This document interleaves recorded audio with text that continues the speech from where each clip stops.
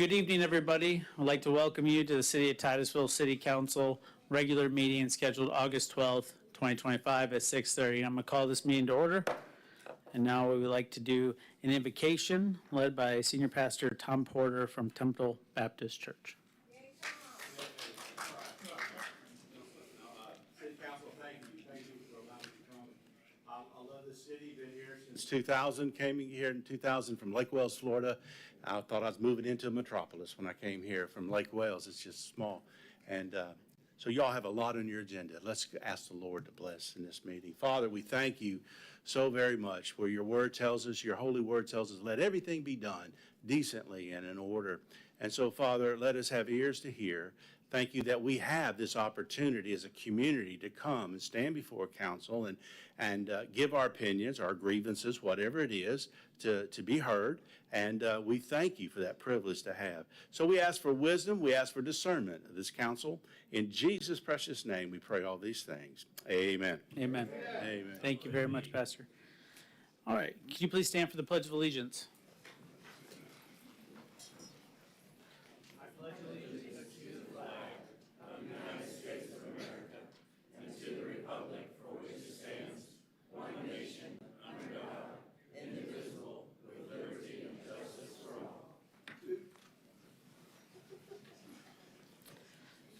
Thank you very much.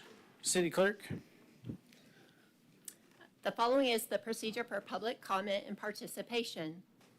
Individuals wishing to speak on agenda items must complete a sign-up card prior to the item being introduced. Those wishing to speak on quasi-judicial public hearings must complete a sign-up card and sign the oath. Sign-up and oath cards are available on the table. Individuals wishing to speak on non-agenda items may do so under petitions and requests from the public present. This opportunity is offered twice in the meeting, and individuals may speak at either the first or second petitions, but not both. No sign-up card is required. Citizens shall not comment on any issue more than once during the meeting. All comments except petitions and requests must address the pending issue, and citizens will be given 3 minutes to speak on agenda items. Next, citizens wishing to speak on the consent agenda must submit a sign-up card identifying the items of interest. Each speaker shall be limited to 3 minutes to speak on the entire consent agenda. And finally, all sign-up cards and exhibits being submitted to City Council shall be placed in the box on the table. Thank you, City Clerk. City Attorney, do we have a quorum? We do have a quorum. Thank you very much. City Attorney, the floor is yours. Yes, just wanted to reiterate the section of the City Code of Ordinances on decorum. It's section 2-26, subsection 5E. It states that the purpose of the City Council meeting is to discuss city business, and proper decorum must be displayed by all in attendance. Public input and participation is encouraged. However, all persons in attendance shall comply with the rule for meeting procedures and shall refrain from any action that disrupts the orderly proceedings of the council meeting or hinders the council from performing its duties. No person shall interfere with the rights of others to speak, hear, see, or attend the proceedings, make threats of violence, disrupt the proceedings with shouting, fail to confine remarks to the agenda item under consideration, nor continue to speak after the allotted speaking time has expired, as these actions shall be considered disruptive and disorderly. The mayor shall caution any person who violates these provisions and disrupts the orderly proceeding of the council meetings, and they shall be directed to comply. Any person who fails to comply as cautioned shall be ruled out of order, shall forfeit the remainder of their speaking time on the agenda item under consideration, and will be requested to return to their seat. Persons who fail to comply as directed shall be subject to removal from the council chambers by law enforcement or such other actions as may be reasonably necessary to enforce these regulations. Notwithstanding, the mayor may order the immediate removal of any person from the chambers who possesses a threat to property or life safety. Nothing in this section shall be construed to limit or restrict a person's right created by the Constitution, law, ordinance, or regulation. Thank you, City Attorney. Member Nelson. Move to approve the minutes of the City Council meeting on July 8th and the special City Council meeting on July 19th. Second. I have a motion and I have a second. Any council discussion? Seeing none, all those in favor say aye. Aye. Any opposed? Motion carries unanimously. Thank you very much. City Manager? Good evening, Mayor, Vice Mayor, and City Council. We have no items under number 5, special recognitions. Moving on to boards and commissions, 6A, Board of Adjustments and Appeal. There is a semi-annual written report included in the agenda packet, and no action is requested. Thank you very much, City Manager. Member Nelson, do you have something? I was going to ask if we could move the item on food pantries, 12A, to after 7. Is that a motion? That is. Second. All right, I have a motion and a second to move item 12A on food pantries to after item 7, which is petitions and requests, non-agenda items. Any council discussion? All those in favor say aye. Aye. All opposed? Motion carries unanimously. Thank you very much. All right, City Manager, I would say you're up, but it is not that time. It is time for petitions and requests from the public, non-agenda items.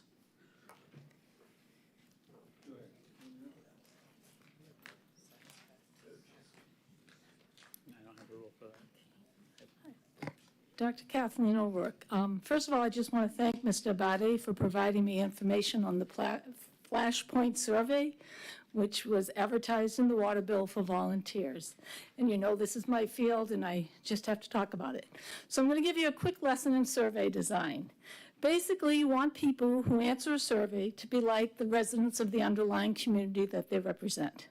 This is what makes it a representative survey.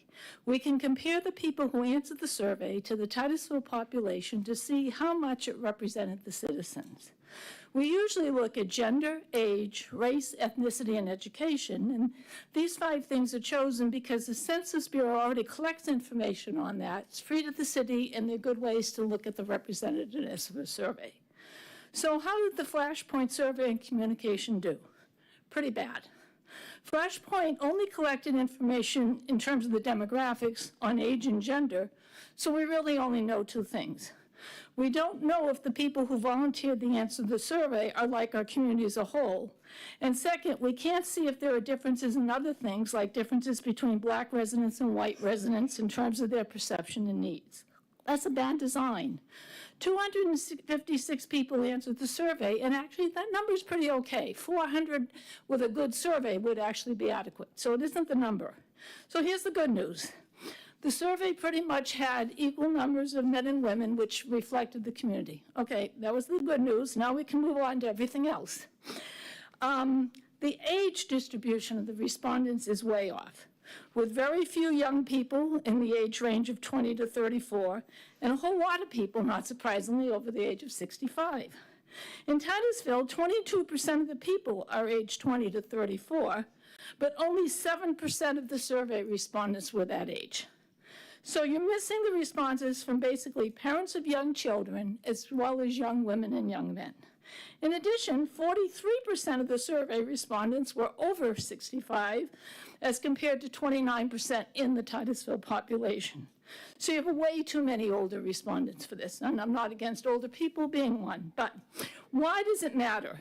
And I just want to present this in terms of the upcoming survey that you have planned asking how people want to use parks. Okay, what you're going to find out from that survey, the Flashpoint one, is how older people want to use parks, not what young people or parents with young children want. My guess is these groups of people have very different needs, and basing decisions on park use only on the respondents of older people will likely cause you to make very poor decisions.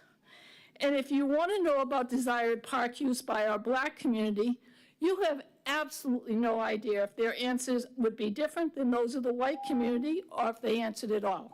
Thank you very The much. survey, I'm going to finish, is dangerous Please. because you're collecting data Please to do make not. policy. Please sit That's down. my last sentence. Thank you. So keep it in Thank mind. you.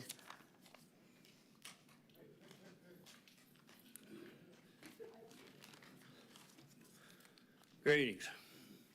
My name's Chaz Prickett. I live on Hickory Hill Boulevard. Evidently, you guys got bad intel, and you're getting ready to put a coffee and another high-speed drive-through restaurant there in a residential street. The people at McDonald's, Chick-fil-A, Wendy's, Starbucks, you're looking at hundreds of cars going in and out of that parking lot onto Hickory Hill Boulevard, which is a residential neighborhood. And it's going to turn into a big traffic jam. And the intel that you guys have to have approved your building permit or whatever you've done, I think you've been led astray. Also, that on the west side, that piece of property is a watershed. It's dry, but you need to come by my house and look at the water line, bathtub ring, when we have hurricanes, because there's a couple acres there that hold a bunch of water. If you allow them to fill in the area, the water's going to be going into Hickory Hill, and if we start to flood, I don't know if the city's going to pay for our flood insurance or any of that kind of stuff. Also, my property is the first piece of property right there next to it. The concrete block wall is falling down. The palm trees are the only thing that's holding it up. Your city code enforcement has come by and looked at it and took pictures of it. So I guess you guys are aware of it, but please don't turn Hickory Hill Boulevard into a malfunction junction, because this is what's going to happen. They have to come east and west on Highway 50. They turn onto Hickory Hill Boulevard and have to cut across a lane of traffic both ways to get in and out of these burger joints or the coffee joint. And if you've ever been to Starbucks and seen what Starbucks is during the day, the traffic's horrible. If you ever drive by Wendy's, you drive by McDonald's, any of these businesses, you'll see the line of traffic, and you're getting ready to dump it right onto Hickory Hill Boulevard, and it leaves me with abundance of concern. The other day, the fire truck number 13 was trying to turn in because they repainted the lines there. They have, the lady or whoever it was had to back up to let the fire truck into the intersection to get into Hickory Hill Boulevard. So there's also safety concerns. And you got 13 seconds left. Thank you. Thank you very much, sir.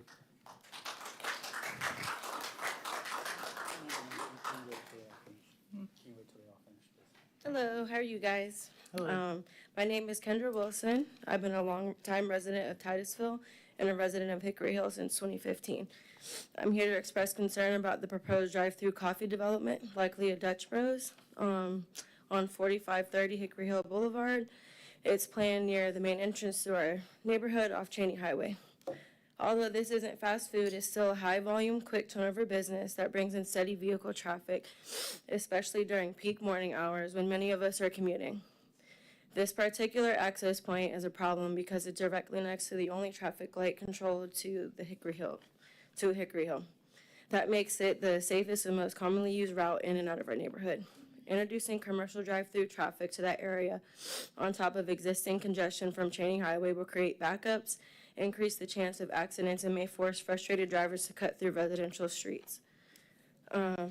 While there's another way out of the neighborhood, it doesn't have a traffic light and isn't equipped to handle additional pressure. The only alternative route for residents to exit Hickory Hill would be cutting through Cherrywood Lane or driving all the way down to Satterfield. Neither of these roads are designed to handle heavy through traffic. Cherrywood in particular is a narrow residential street, and increasing its traffic load would pose a safety concern for families and children living there. I asked the city and developer to consider a better access point, ideally from Cheney Highway itself, to protect our neighborhood's flow, safety, and the overall residential character of our community, while still supporting growth. And I also want to say I have young children. I'm on the first street of Applewood. We're already experiencing really bad traffic. I can't even let my kids play outside because there's cars zooming by, and it's just going to keep getting worse. I can't even sometimes turn left to exit to 50 because the light is backed up. We've had issues with the light multiple times. I've had to make multiple calls to get it fixed. Last week, I was actually sitting there for 13 minutes. While I was waiting, I was able to call to make a complaint about that. So we're just trying to make sure that something gets done. You guys really hear our concerns and our voices. So I don't have anything else to say, so thank you. Thank you very much.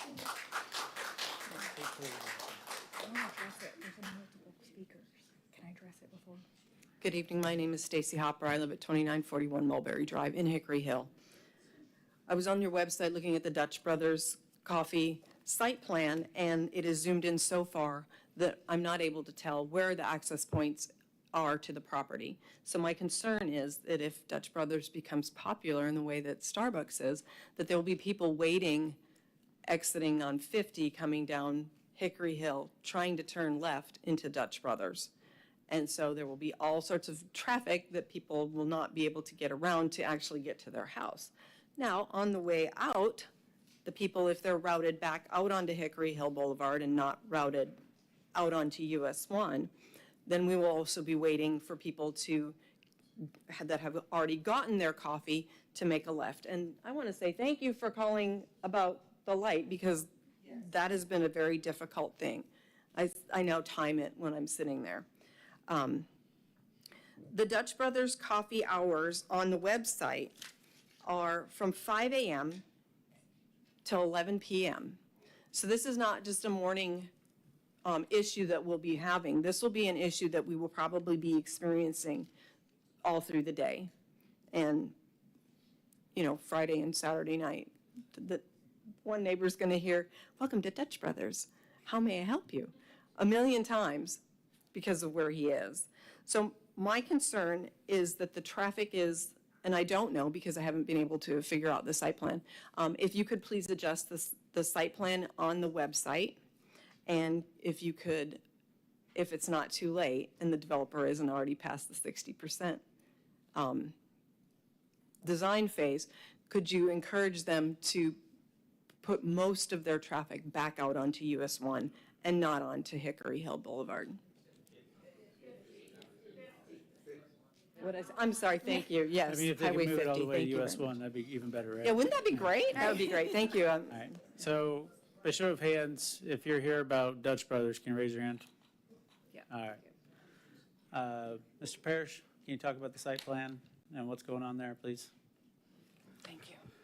The site plan in question is already approved. It went through the administrative process, the city's code, it met all the requirements for traffic, safety, design, setbacks, landscaping, zoning criteria, and it is an approved site plan. So the next step beyond this is to get the permit for construction. So it has already met all the code requirements. The entrance in question is off of Hickory Hill, and it does meet, if it was approved, it had to have met the minimum distance requirements from a major intersection. Thank you, Mr. Parrish. So let me just clarify. The reason it went through an administrative process instead of coming before City Council is because they're already following all the rules that are in place. They're not asking for anything special, including all the state regulation, traffic, fire, all those type of things. So they wouldn't come before us. And the state of Florida has been very, very big on preempting local governments from making it more challenging for people to do what they want with their property.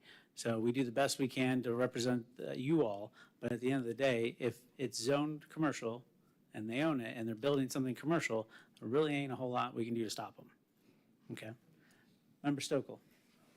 Yes, that's kind of what I was going to address, because it sounds like there's a lot of people here for that. It did not go to council for the reasons that the mayor stated, and what we do is if there's a land use change or a zoning change, and so this is already zoned commercial, so what that means is even though it's been vacant for a long time, anybody can go in there and develop it. That's a commercial property to meet our current standards, which is what Brad had just indicated. So unfortunately, there's not much we can do because it is zoned commercial. The intent for that, because it is on 50, which we do want, we get a lot of comments here. We need more restaurants. We need more things for people to do. And because that is a main highway for us, 50, that is the intent, is to bring in those businesses there. It's unfortunate that it happens to be at the entrance. I will tell you, we had this issue come up, and this was before some people were on council, the Cumberland Farms at the intersection of 50 and US 1. This came up when they were building that in the Indian River City district. People were concerned about people cutting down through their neighborhood. And I remember they were very concerned about it. They did put up a please don't turn, this way, only turn left. And we never got any complaints after it was built. So my hope is that it will maybe be a nice addition to the area, that it won't, I hear your concerns. I know how busy Starbucks can get, but I'm hopeful that a lot of it will go right in there and then pull out, and I know. It's a tough situation just because it was already zoned that way. Thank you. Member Moscoso? Thank you. Thank you all for coming and spending your evening with us. I do have the site plan, and I spoke with Brad earlier. Is there no option for it to go out on 50? Because even though it might meet the standards, it is extremely close to where that intersection is. And I do understand when they're saying if people are going to turn in, let's say left, you might get one or two cars there, and then there's going to be backed up traffic. And I think that's going to be a big issue right here. Is there a possibility that the developer could go out on 50 instead of on Hickory Hill? It's possible. I would imagine the developer probably explored that option and probably determined that this was the option most safest in all the options that I looked at. The other issue is that Highway 50 is state-owned. It's not city-owned. It's maintained by the Florida Department of Transportation. So they have their own standards as to whether they'd be able to get a turn from onto 50 from this property. If they also have an option on the Hickory Hills, that might have been an issue. I'd have to explore and understand specifically what was required and how it was approved to give you a better answer. But I believe I would imagine the developer probably explored all the options. Yeah, I'd appreciate that. And also, I mean, is Hickory Hills considered a local road? Are we able to? Yes. But commercial can go out to a local road with no issues? Sure. I believe that what happened here, and I have, again. No, but I mean, according to our code, can commercial go out on a local road? In this case, the segment of Hickory Hill was determined to be a throat that could be shared by several commercial properties adjacent to it, and this was the safest option potentially. Okay, because of that other parcel next to it. So if you could just explore and reach out to the developer and see what other options there might be, because I do understand if you're looking at the site plan, I know you guys don't have it, there possibly could be some issues here. I can do that. Thank you. Member Nelson? And one other question. Brad, is it possible maybe the developer would put a sign out that said no left turn? So at least people wouldn't be going through the neighborhood. It's possible. It's something we could ask as well. I'm not sure if that's something already incorporated in the site plan. What I have is the same information that you have. I did not go through the amount of time that we had to go through all the sheets, so there's probably more information that may answer these questions. I would appreciate it if you'd ask. Okay. Thanks. Yes, ma'am, the floor is yours.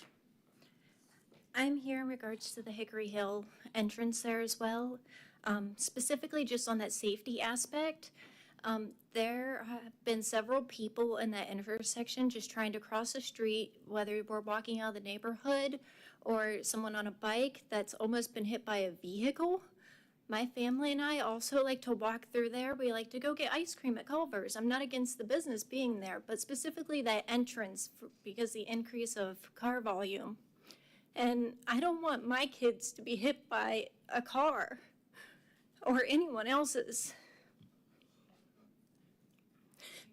I'm sorry, I have a lot of anxiety and I'm not used to this, but it's something that does mean a lot to me. And it's specifically that safety aspect that I don't think anyone has been able to clearly see. That intersection is way too tight for an entrance to be anywhere on that boulevard right there. It needs to be located on 50 for vehicles to be able to enter and exit and try to avoid people, because clearly we all drive around and we see that there are several drivers out there that are not paying attention to what they are doing. And it is way too busy right there to be able to risk that for families that live in the neighborhood and even people just walking by. I really don't have anything else to say about that, but I would really appreciate if someone could help out and actually enforce the entrance being moved. We're not asking for a whole lot when it comes to that. I agree with the development, just not the entrance right there. It's too dangerous. Thank you. Thank you very much. Appreciate you.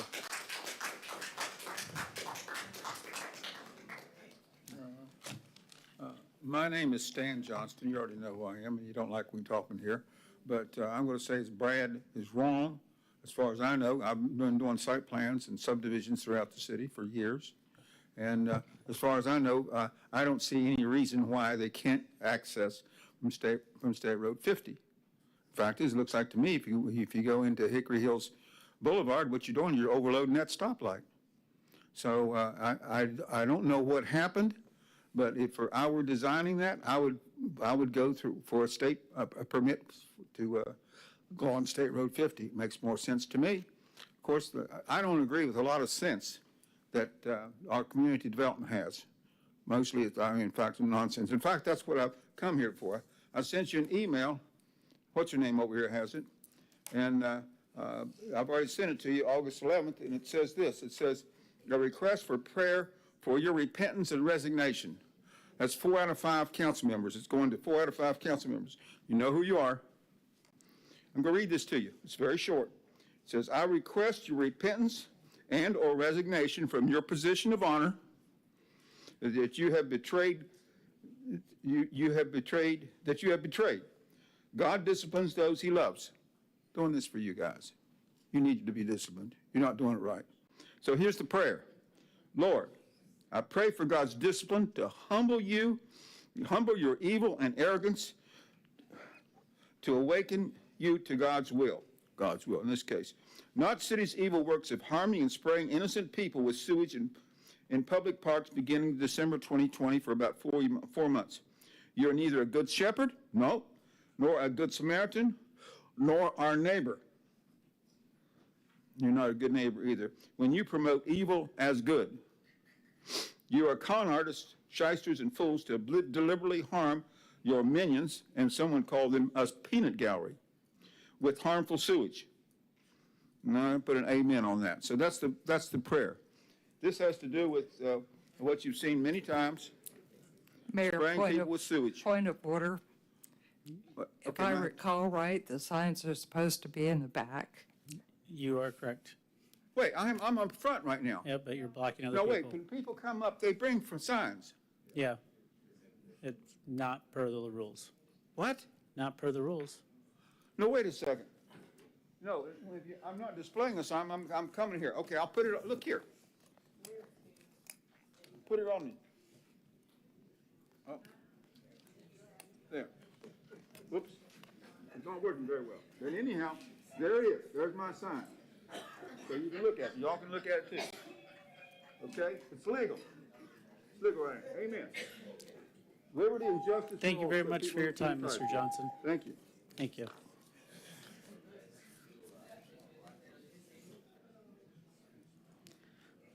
All right, please keep it down so let other people get their opportunity to speak without being interrupted. Ma'am? Hello, my name is Wendy Shoemate. I live at 4260 Grovewood Lane in Titusville. This is my very first city council meeting, so thank you for having me. And I'm here with a lot of my members of the community. Based on what you guys recently just said, that you feel like your hands are tied with the development of the Dutch Brothers, trust me, I absolutely love coffee. I love coffee. I want Dutch Brothers here, but I am very concerned with the safety of our neighborhood as well as the noise pollution. Several of the neighbors that back up to the Dutch Brothers potentially will have a lot of extra noise pollution. So I'm asking for the city council, the members who have potentially connections, to be our stewards, to try to find a better solution for our neighborhood and not just say our hands are tied. I understand it's not an easy solution, but I'm asking you as our stewards for our neighborhood, which is a beautiful community, to keep it nice and safe. We have had so many more accidents, so many more speedings ever since Culver's went in, and we want commerce. We want restaurants. We want all of that. I truly believe that they got by on the skin of their teeth trying to get around, in essence, the system the best that they could. And I understand it's actually a lot cheaper for them to have a driveway off of Hickory Hills than it would be for it to be off of 50. But again, it is also, it's about the community. We have so many kids that have their bus route right there on Hickory Hills. So the amount of through traffic is absolutely going to be devastating to this community as well as very dangerous. So again, thank you for your time and please be our best stewards possible. Thank you very much. Can I sort of shortcut that maybe? One second. Thomas Graves, I live on 1 second, sir. Hold sec- Hold hold a on, City second. Clerk. Member Nelson. City manager, could we have one of the staff speak to these people? So provide them maybe with some information regarding what's actually happening? Absolutely. We'll take care of it. Okay.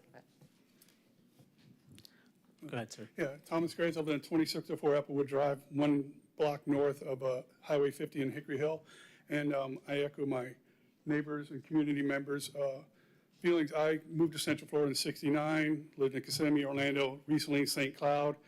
If anybody's been from St. Cloud, I moved up here in 2018. I went back there about a year later, and I couldn't recognize the place. I know we can't stop growth, but at least we can try to manage it. And I'm familiar with the area. And I was sitting at the red light the other day looking, and there is a driveway to that property that is already paved on 50. The curb separated. I don't know why they can't come in out of there. You know, like I said, the Florida DOT might have something to do with that. But like my friend Chaz, I talk to him all the time. He lives right in that parcel, and he has to smell Culver's. He has to hear Firestone tire that touches his property when they're changing tires all the time. He smells the smoker from Sonny's. I'm glad that some of you are really paying attention and listening to us, because this is my first time ever being in this environment, and it's like nerve-wracking to me, but I felt I had to get up and say something because I leave very, very early for work in the morning. I work over in Orlando, right across the street from UCF, and traffic is crazy. But when I'm leaving there, I always, I make a right on, heading into Orlando, and I go back to Starbucks every morning, and I'm just like, I couldn't imagine trying to get out of my neighborhood and then trying to get past Starbucks in the mornings. I know we can't stop progress, but at least we maybe manage it and try to do what's best for our community and for the people of Titusville. And what I really like about Titusville, it's a small town community. And from what I've seen the past 7 years I've been here, the big corporations don't come in and bowl over us. You know what I mean? They don't come in and try to push over us and get their way. And the growth is really, for big business, like you say, has been around, the 95 and 50 area. And I know it's starting to grow in this area, and we can't stop it, but at least we can try to manage them and do what's best for our community and for the city and town of Titusville and the people. Thank you. Thank you, sir.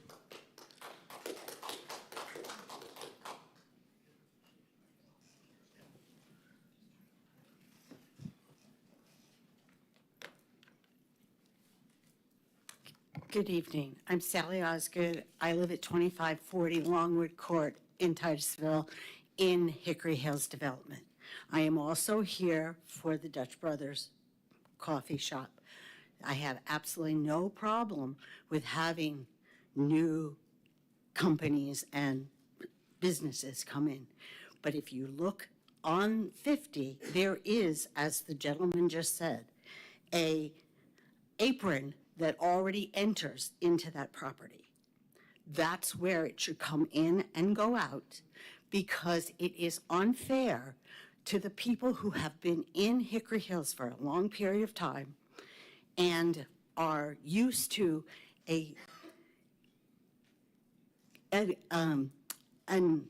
excuse me, we're used to having not a lot of traffic, and what we did get when they put the light in, as another resident said, it changed the timing of the light, and it is now more difficult in the mornings to get out of there. You might have sat through 2 lights before, now you're sitting through 3, 4, maybe even 5. I can only imagine when they come to give deliveries or the garbage men go in to get the garbage from Dutch Brothers, there's going to be an issue. So I ask you, as all the rest are, please reconsider the way it goes in and out, we would really appreciate it. Thank you very much. Thank you.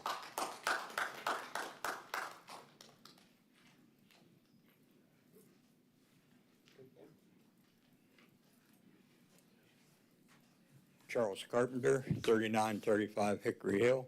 My concern is the other end of Hickory Hill.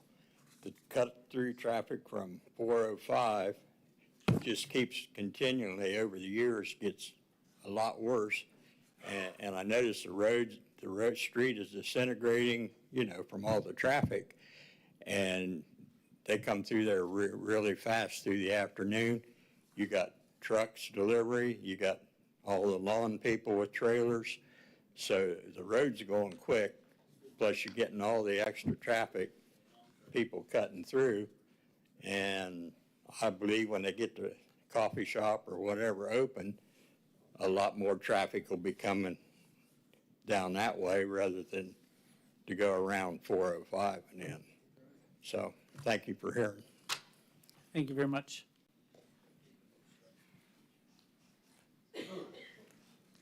This is also my first time in front of y'all. I have been living in Hickory Hills for 27 years.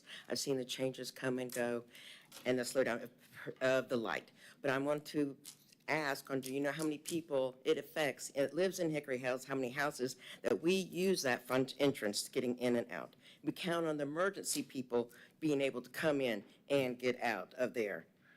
So I'm asking a plea that need a reconfiguration. There's other places that are empty that it seems to me that they could move their businesses somewhere else other than right in front of Hickory Hills. Thank you. Thank you very much. Construction.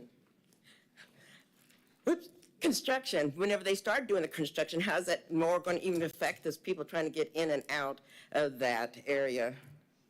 It's not very big. So we recently adopted kind of a new policy that they have to provide a construction equipment plan, right?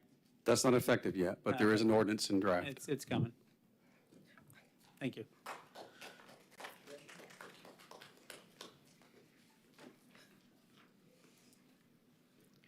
I'll be brief. My name is Nancy Carlson. I live at 2960 Teakwood Street in Hickory Hill. And I have a question for Dutch Brothers. What price do you put on a human life? Because rest assured, with the traffic that is currently on Hickory Hill and 50, rest assured when that, I'm not against them coming in, but rest assured at some point there will be an accident and Lord forbid somebody's going to get killed. Thank you.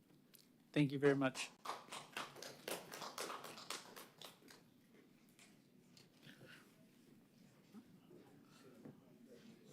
Mayor, after petitions and requests are over and the folks that are concerned with Dutch Brothers will have someone outside to take their contact information so we can keep them apprised of our contacts with the developer. Absolutely. And, we all listen to what you guys say. I know I've had many conversations about this already with, your HOA president, several members of your community. What we don't do is make false promises.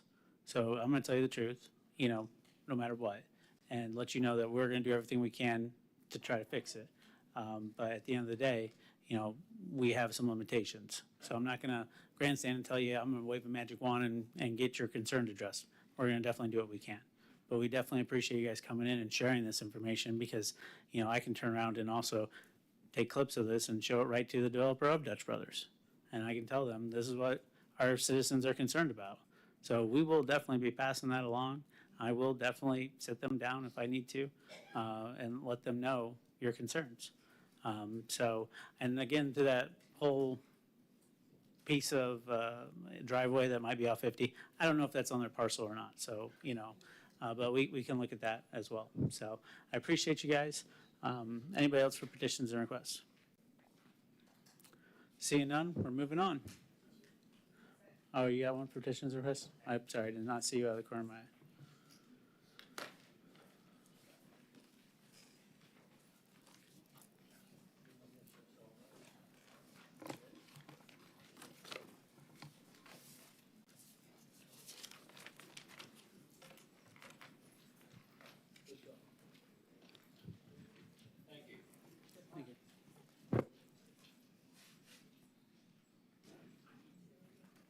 City Clerk.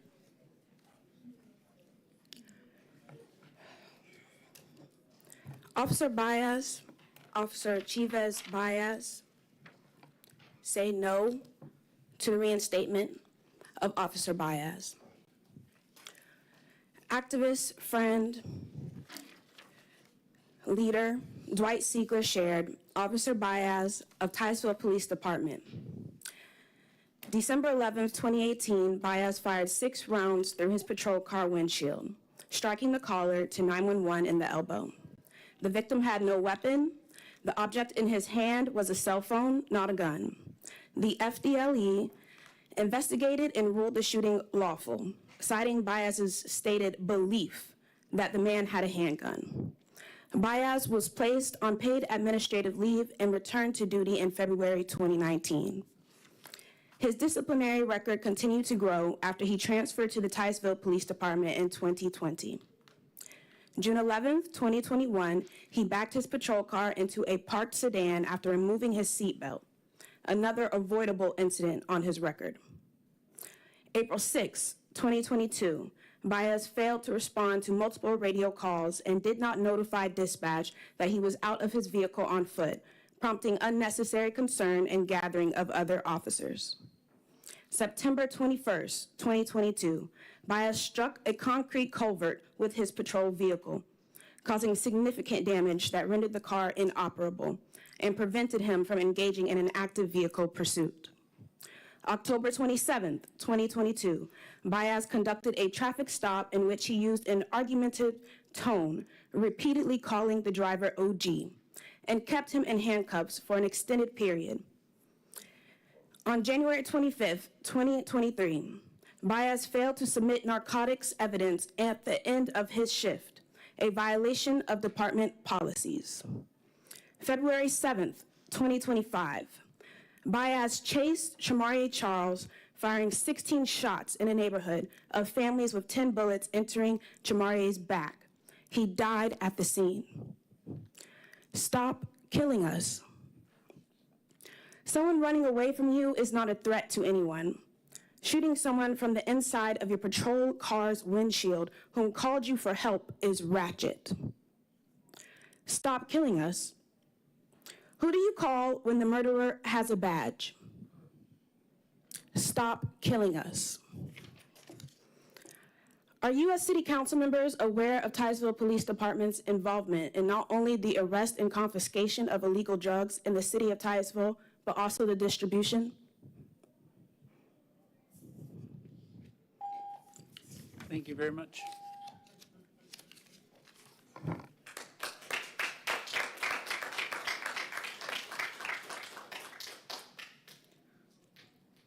All right, I do not believe I'm seeing anything else. City Manager, I believe the item's 12A. Yes, sir. As you recall, we were starting the food pantry's agenda item at the last council meeting, and the meeting was tabled because of a medical emergency. So we're going to go ahead and process that item now. And on June 10th, 2025, the council approved an advisability for staff to review the zoning requirements to allow food pantries to operate in Titusville as requested by Member Nelson. In addition, the advisability included determining if there are any city properties available for distribution, encloses a first draft of an ordinance and a 2010 issue of zoning practice. And we have Brad Parrish from our community development is here to give a short briefing on the subject. It's weird that you're way back there, Brad. I'm sorry? It's weird that you're way back there. I'm used to seeing you up here. I'll probably be there later. All right, thank you. So we were requested by council to look into the possibility of amending the zoning code to allow specifically food pantry. We provided you research and some background information. It's on the agenda. Includes a draft conditions that you could consider. There was some concern at your last meeting about some of these conditions. This is not an advertised public hearing, so this is just really just information for you to discuss. If you'll see on the draft ordinance, well, first on page 490, you'll see a list of some of the food pantries that we have identified in the area. This is not a comprehensive list. We keep finding more. On page 491 of your packet, you'll see what we believe might be the best way to answer this question is to take an existing use, community service, and just adding the term food pantry in the definition of it. Otherwise, we could call it out and create a brand new use called food pantry, and it has its own section and its own conditions if necessary. On page 492, you'll see what we found was the closest that related to this issue in our immediate area, and that's the City of Melbourne's code. It was adopted fairly recently in response to a particular issue they had, but it is a broader regulation that relates not just to food pantries, but to a day use and to soup kitchens and other things of that sort. So it's not specific to just a food pantry. In fact, their ordinance looks at it as a food pantry as more of an accessory use to the larger social service use. On page 497 is the draft ordinance. Again, this is a first draft. We just present to you as an idea for conversation. And you'll see on page 498, strike through underline of existing language where we've included the term food pantries in the definition of community service. It would apply, it would now be allowed in neighborhood commercial, specifically community commercial, and any conditions specifically stated already in the code. You'll see that in the black text. That's existing language. The new language, if this is adopted as written, of course, it'll be the new paragraph 3, and that would be specific to the downtown mixed-use zoning district only. And so the conditions A through E, I think were the ones that were most concerned. Some members of the public that came to speak at your last meeting would be specific only to downtown. That said, I did meet with several members of, some members of those organizations, and had a very good conversation. Our staff learned a great deal, and I can tell you that we found we believe this is probably going to be able to take a little longer to do than we thought. If you look on page 497, that table, that matrix, you'll see that's in our code for a lot of different uses, identifies the zoning districts, and underneath each of the zoning districts, whether that use is permitted with limitations, permitted with a public hearing, conditional use permit, or prohibited. And so we believe that we're probably going to have, based on your direction, we may need to look into this further and come back to you with some additional information before we would recommend going forward with any kind of ordinance as yet. With that, I'll try to answer any questions you have. Thank you very much. City Clerk, are there any cards on this issue? Yes, sir. 3 cards submitted this evening. Okay. Member Stokel, is it okay if I get to the cards and then we'll? Yeah, it's fine. Okay. City Clerk? Wayne Cook.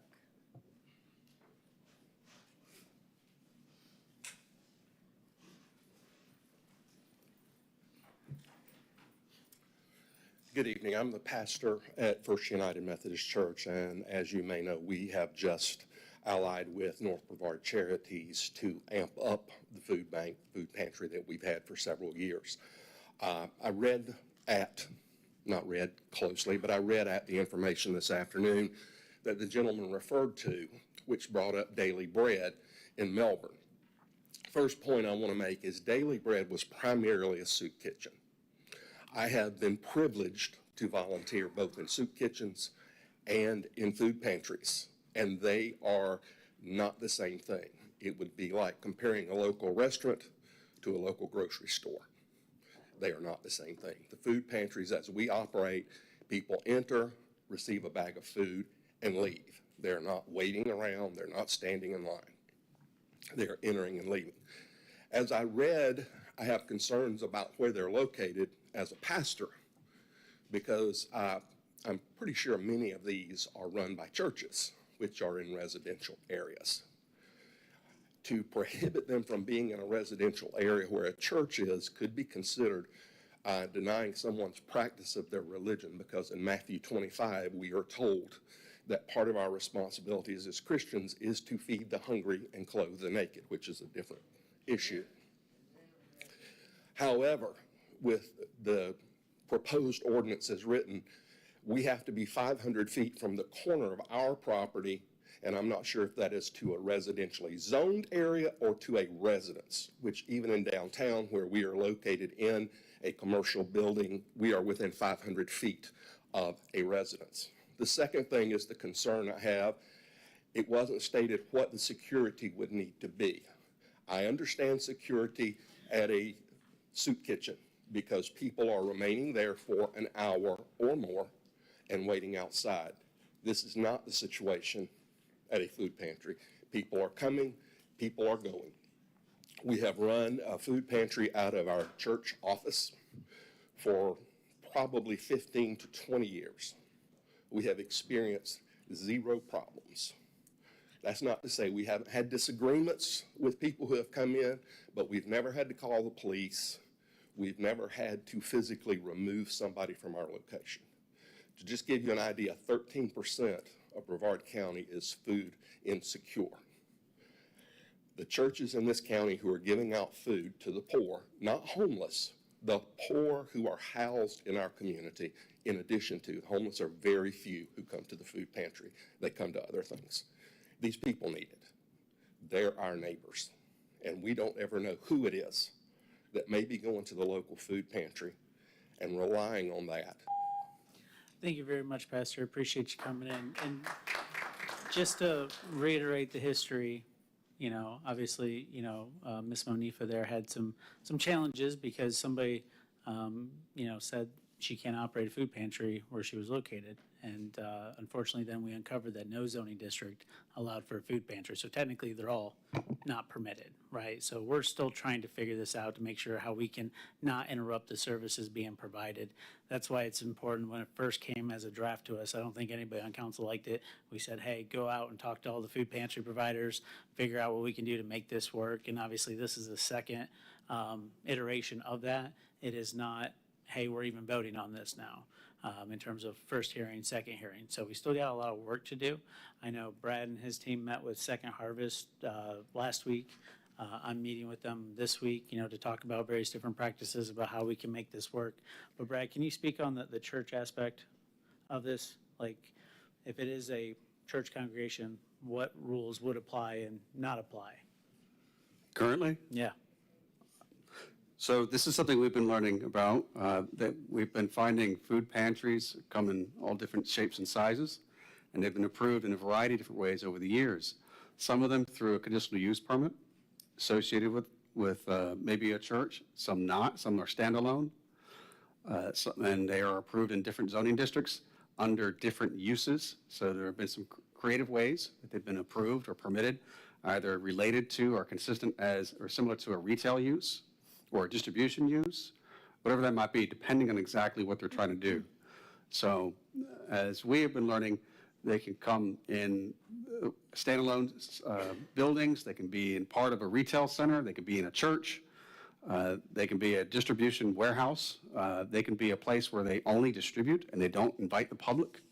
So the best answer I could really give is that they have been approved in a variety of ways, and we have not been able, based on our research yet, find a real consistent pattern. So I don't know if we are really trying to create a solution to a problem that exists or not, but we would love to come back to you with some more information to give you a better answer. Thank you very much, Mr. Parrish. City Clerk. Stephanie Palacios.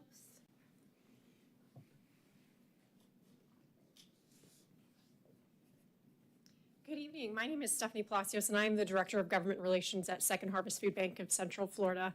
And I look forward to meeting with you later this week. And I want to thank Mr. Parrish for taking time to meet with me and our Chief Operating Officer, who's actually a Titusville resident, to talk about this issue. I think that the information that Mr. Parrish has compiled is very important and pretty exhaustive thus far.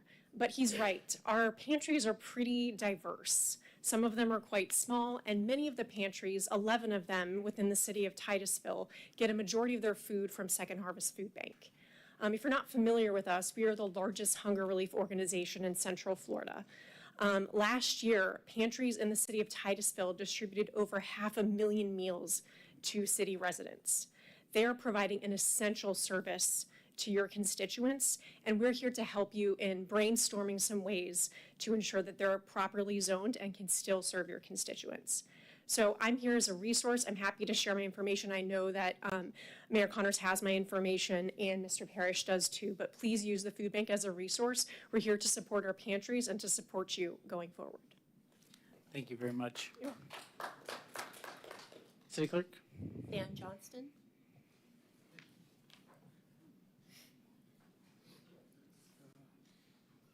Stan Johnson, I've been here about 54 years, and I've been involved in some of the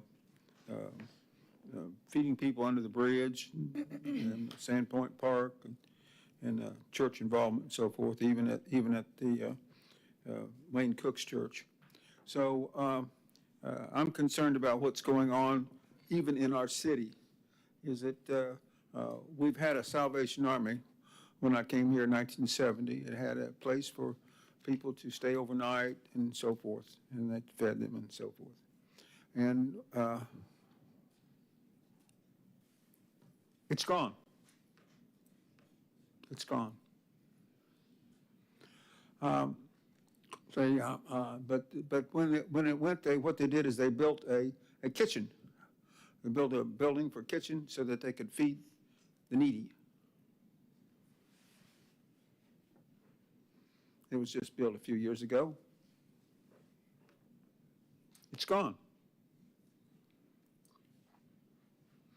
There's a movement here to stop people from being needy and so forth, and that is to just take it away. And that's what, I don't think you all understand that, but I've seen it happen, is that we don't want people that are hungry. We don't want people that are needy.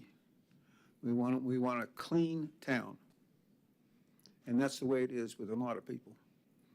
In fact is, in this area of South Street, not South Street, but Main Street and Tropic Street, it was known as a red light district. It was by our police department, we had a containment. They do that in big cities, but maybe they did it in Melbourne for a while, but I don't think it's right for the citizens to, for the police to do what they've done. They've created crime in that area. The police have.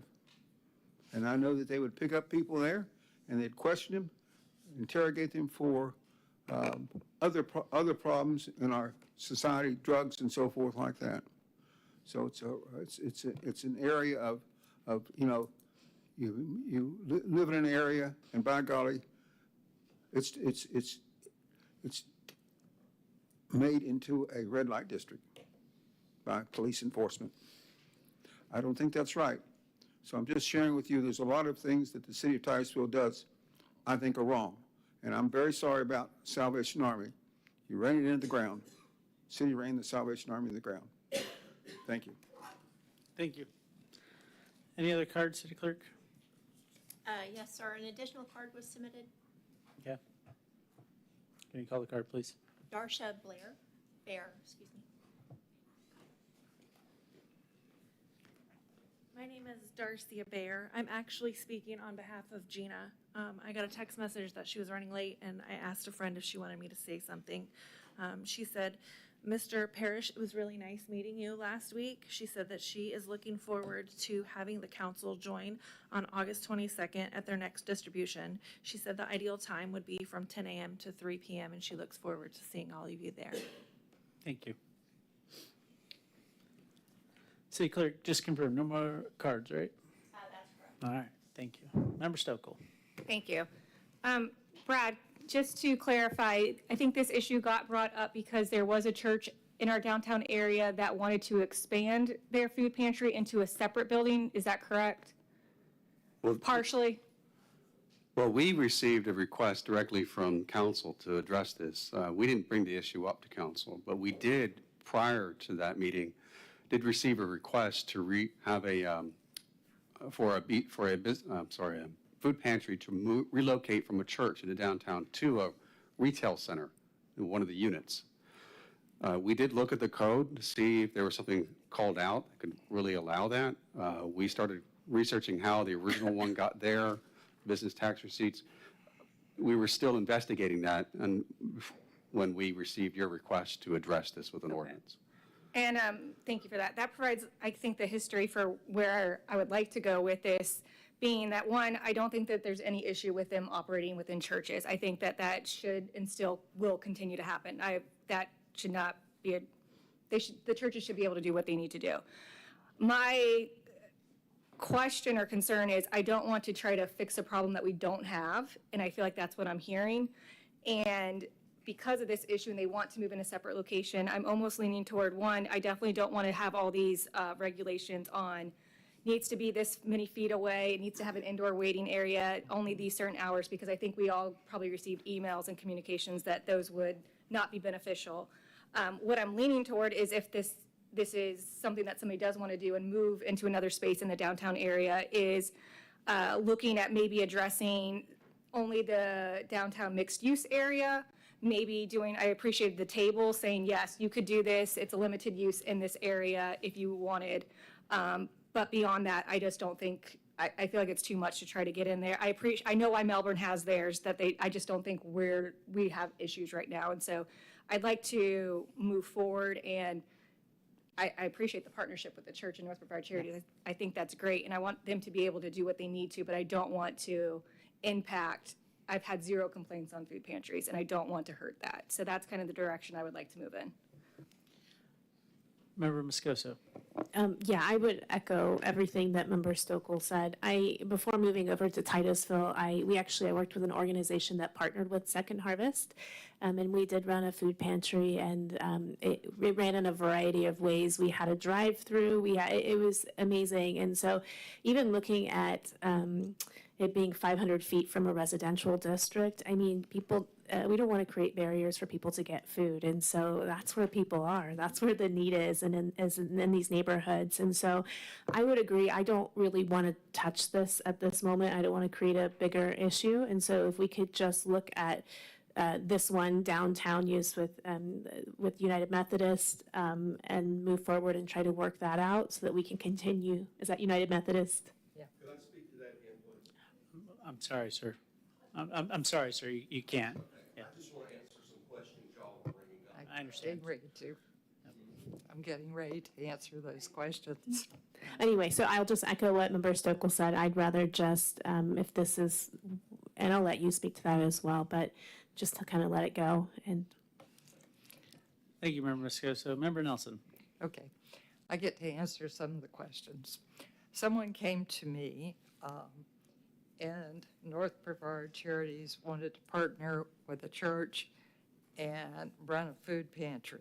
The food pantry is actually across from the church on property owned by the church. So if we turned around and said that we wanted to allow food pantries with the church as an accessory use with the church, or the church is doing it, it's on church property, something like that, we'd be fine, and they would be fine. But I agree, I think putting restrictions on the food pantries, 8 to 5, somebody's working, and they need to come at 5:30, they need to come at 6. What are we going to say? Gee, if you're not here at 4:30, your kid's starved tonight.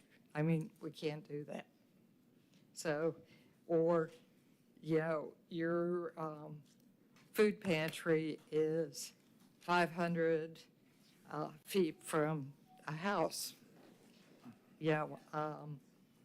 Most of these food pantries seem to be connected to the church, and you're right, in residential areas. So I'd like to get rid of that part.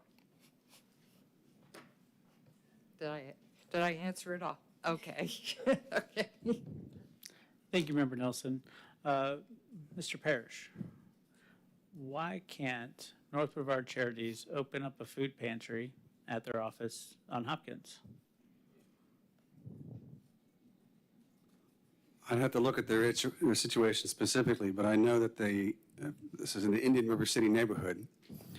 There's a special zoning district that was approved to address social services in that neighborhood several years ago.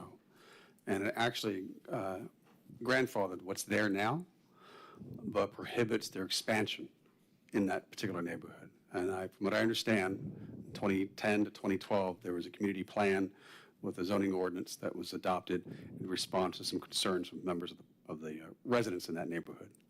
Okay, so we established that the IRC zoning district does not basically allow the expansion of social services.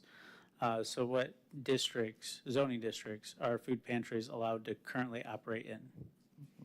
Well, again, to reiterate what I said before, I'd have to explore that more because the answer to that is all over the map right now. But what I want to suggest, though, if you do want to go forward with this and have something more expedited to adopt, take a look at page 498.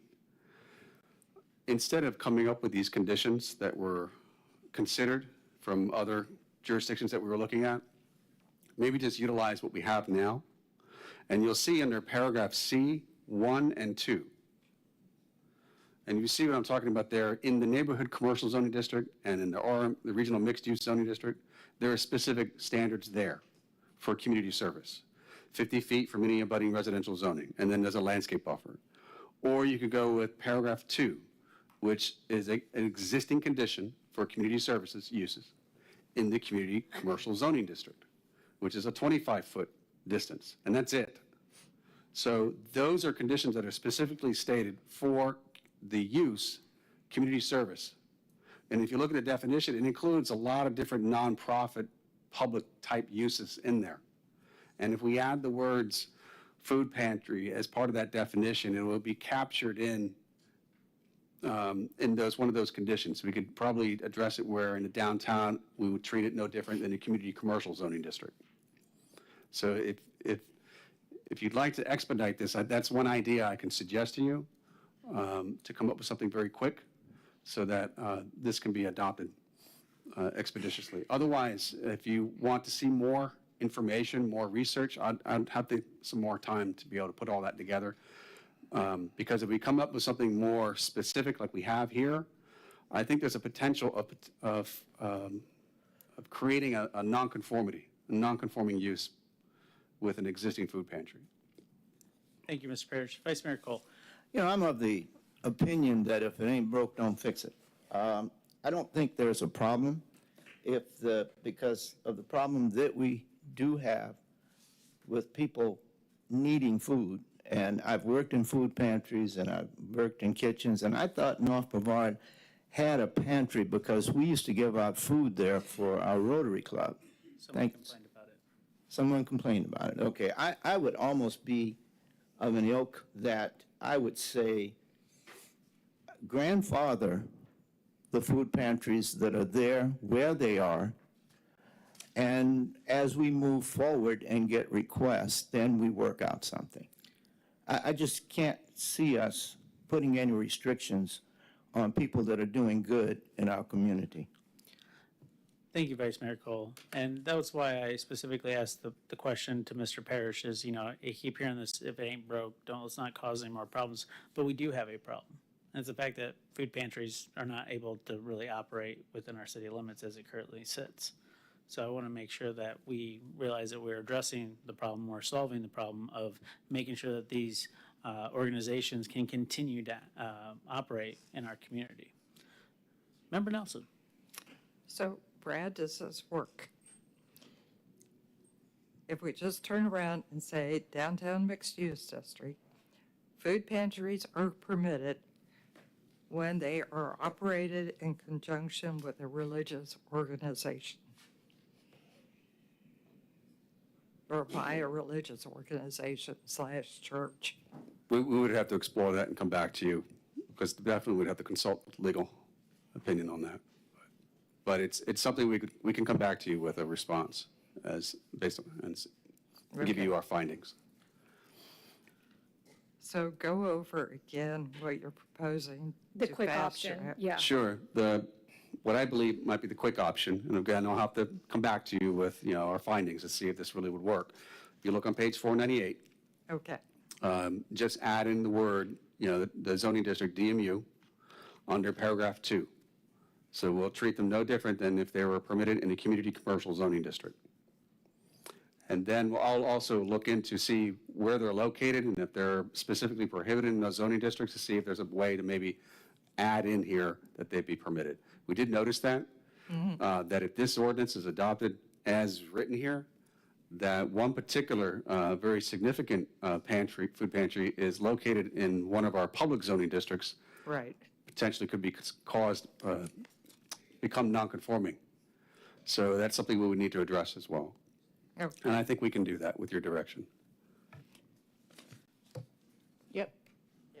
All right, so, That I would was be gonna- my direction. I was gonna call on Member Stokoe, where are you gonna make a direction? Yeah, I didn't know if you guys needed a motion, or do you have enough direction from us as council to move forward? I have enough direction unless, So, you know, Okay. try to cover all your bases in as many zoning districts as possible and, you know, keep the regulation low. we'll come back to you with a draft of this before we advertise it. Yeah, So you- absolutely. Thank you. Appreciate all you guys coming in tonight, but hopefully that gave you some clarity that we're working on trying to fix it, make sure that we get all the input from all the providers that are here, and even including those friends from Orlando. So, City Manager. Sir, moving on to consent agenda. Are there any items on consent that the council wish to pull for further discussion? Member Stokoe? Yes, can I pull C? C is pulled. Member Nelson? F and G. F and G? Mm-hmm. Any other items? All righty, well, let's get into them. Please read A, B, D, E, H, I, B, J D, for the E, record, please. A, B, D, E, H, I. I'll go ahead and read those And for J. the record. And J.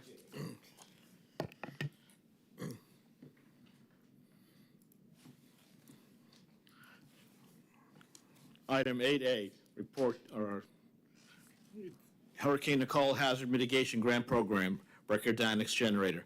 Approve the Hurricane Nicole Hazard Mitigation Grant Program, Records Annex Generator Award, and authorize the mayor to sign the federally funded subaward and grant agreement and required certifications. 8B, lease extension for 2910 Garden Street for FY 2026. Approve the lease extension for 2910 Garden Street for use by the City of Titusville Public Works Department as the operations office space. 8D, FY 25 medical claims budget amendment. Approve the budget amendment in the amount of $1,198,865 for medical claims to cover the remainder of FY 2025. Item 8E, lime slurry removal services contract award. Approve the award of the lime slurry removal services contract to KAG Specialty Products Incorporated of North Canton, Ohio, in the amount of $203,000. Item 8H, HVA Services Contract Award. Approve the award of the HVAC service contract to Southeast Services of CFL Incorporated, Rush Facilities LLC, and Air Mechanical and Service Corporation for the completion of HVAC-related projects on an as-needed basis for an annual amount not to exceed $100,000, and authorize the mayor to execute the contract. And 8I, fiscal year 2025 road reconstruction resurfacing project change order. Approve the change order number 1 of the FY25 road reconstruction resurfacing project to Maskey General Contractors of Port Orange in the amount of $359,548.66 for the construction of 1.74 miles of additional road resurfacing improvements. And 8J, stormwater and piping installation services funding increase. Approve an increase of $727,209 to the annual authorized amount for the construction of various utility maintenance and improvement projects under contract CN 23B019/TB on an as-needed basis for the annual amount not to exceed $1,227,209. All right, that was a mouthful. Appreciate it. Thank you. City Clerk? Yes, sir. We have 2 speakers tonight. The first speaker had submitted for C, and our second speaker had submitted for a total of 8 items, and City Manager highlighted 5 of them that he wants to speak on. Who was that person that signed up for all of them? Stan Johnston. Mr. Johnson, you are up. We're on the consent agenda. So understand that items C, F, and G have been pulled. So you will get another opportunity to speak on those items because we're not talking about them right now. We're talking about the rest of the. They've been pulled, and we're going to discuss them, so you'll have another opportunity to talk about them. Okay, now, so I'm gonna have 3 minutes for the other ones that I pulled. Yeah, you'll get another opportunity. Okay. All right, well, I don't know. I didn't mean to drop this. Well, I've got a card for a number of items, and my concern is that my time will be taken away as it has been in the past. And as I explained, I'm not sure whether it was the last meeting or what, but I talked about Kay St. Ange. Her time was just taken away. And that was after I was removed from the hall. And then Mr. Jim here, the attorney, said something like, well, you know, we're going to ask if you're doing something you shouldn't do, Mr. Johnston, or in the beginning here you spoke, is that will be asked to return to your seat. So in this particular case is that last meeting, if y'all remember what happened, is I was removed, which I believe was unfairly, outside.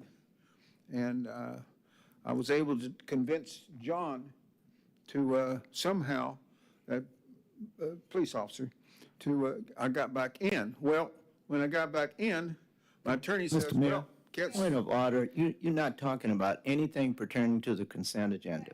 Yes, I am. I'm talking about. No, you're not. You talk about wasting time. You're wasting your own time right now. Okay.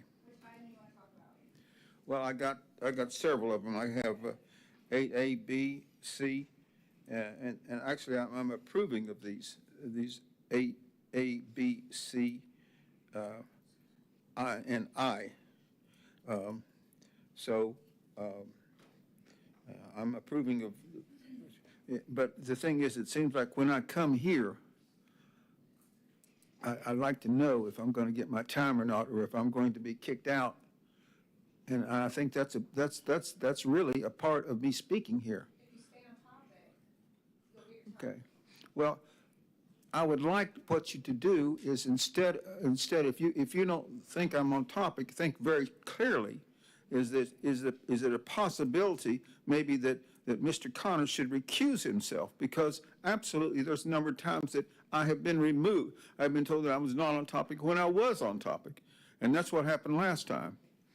But in this, right now, I think that especially when I'm speaking on this consent agenda item, is that I speak in terms of what has happened here in the past on consent agenda items, in which I've been removed or said I wasn't on task, and I was taken out, Well, and good it thing I wasn't can fair. clarify, because per the rules, the mayor decides whether you're on topic or not, and I've had enough fun of this back and forth, so please have a seat. Mr. Connors, that's not correct, Please because you can be wrong, and we'll sue Thank you. we'll sue you. Well, I wish you all the best in doing that. Please have a seat. Okay, well, understand that the city is responsible. Please have a seat. Thank you.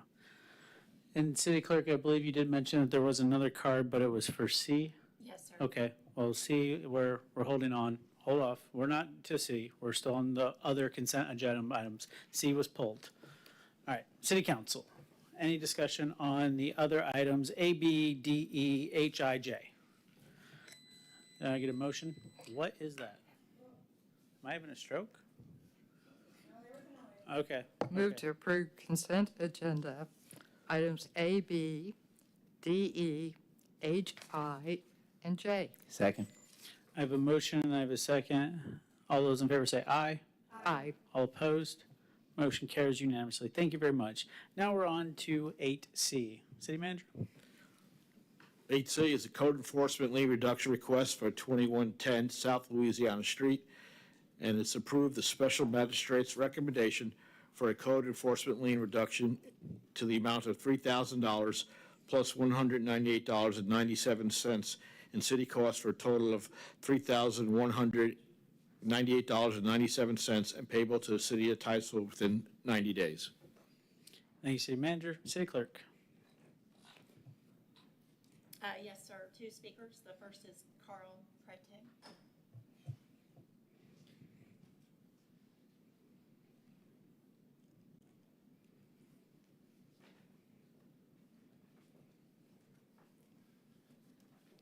I'd like to say, first of all, thank you for reducing it from $16,400 to $3,000. My cardiologist thanks you, too. There was a big mix-up because I bought a piece of property, and I have a contractor that's going to build a house for myself on this piece of property. And I hope to someday become a resident of Titusville. And so anyway, I bought a piece of property. It was undeveloped land. And obviously, the grass grew too much, and it got some overgrowth there. I was totally unaware of it. Code enforcement went out there and sent a letter to the contractor. And I never really got the letter, and that's not really your problem. But anyway, there's two things. Number one, I didn't really know about it, and I know that's no excuse, you know. But when I did find out about it, I promptly took care of it the next day. I got a lawn service company to cut it twice every other week. I even put down some defoliant to keep it back. We even trimmed there's a sidewalk that runs in front of it. I even edged the sidewalk, have the sidewalk edged. So I'm trying to be as good of a neighbor as I possibly can.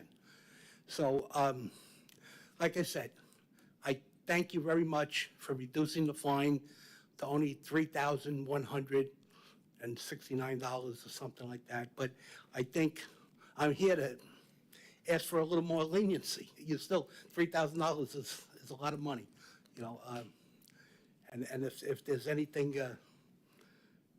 that could be done, I'm trying my best to, you know, be a good citizen and respect the property and respect the other neighbors. Obviously, it was probably, you know, people that on the street were upset about it. I didn't know about it. There's even in the Brevard tax thing, the addresses are all screwed up. We tried to have the addresses changed. The code enforcement sent it to the address that was in the Brevard County. So I understand that. But anyway, my time is over, I think. You still got 20 seconds. Yeah, all right. Well, anyway, if there's anything you could do for me, it would be greatly appreciated. I'm at your mercy. Thank you very much, sir. Appreciate it. Thank you. City Clerk, any other cards on 8C? Yes, sir. Stan Johnston.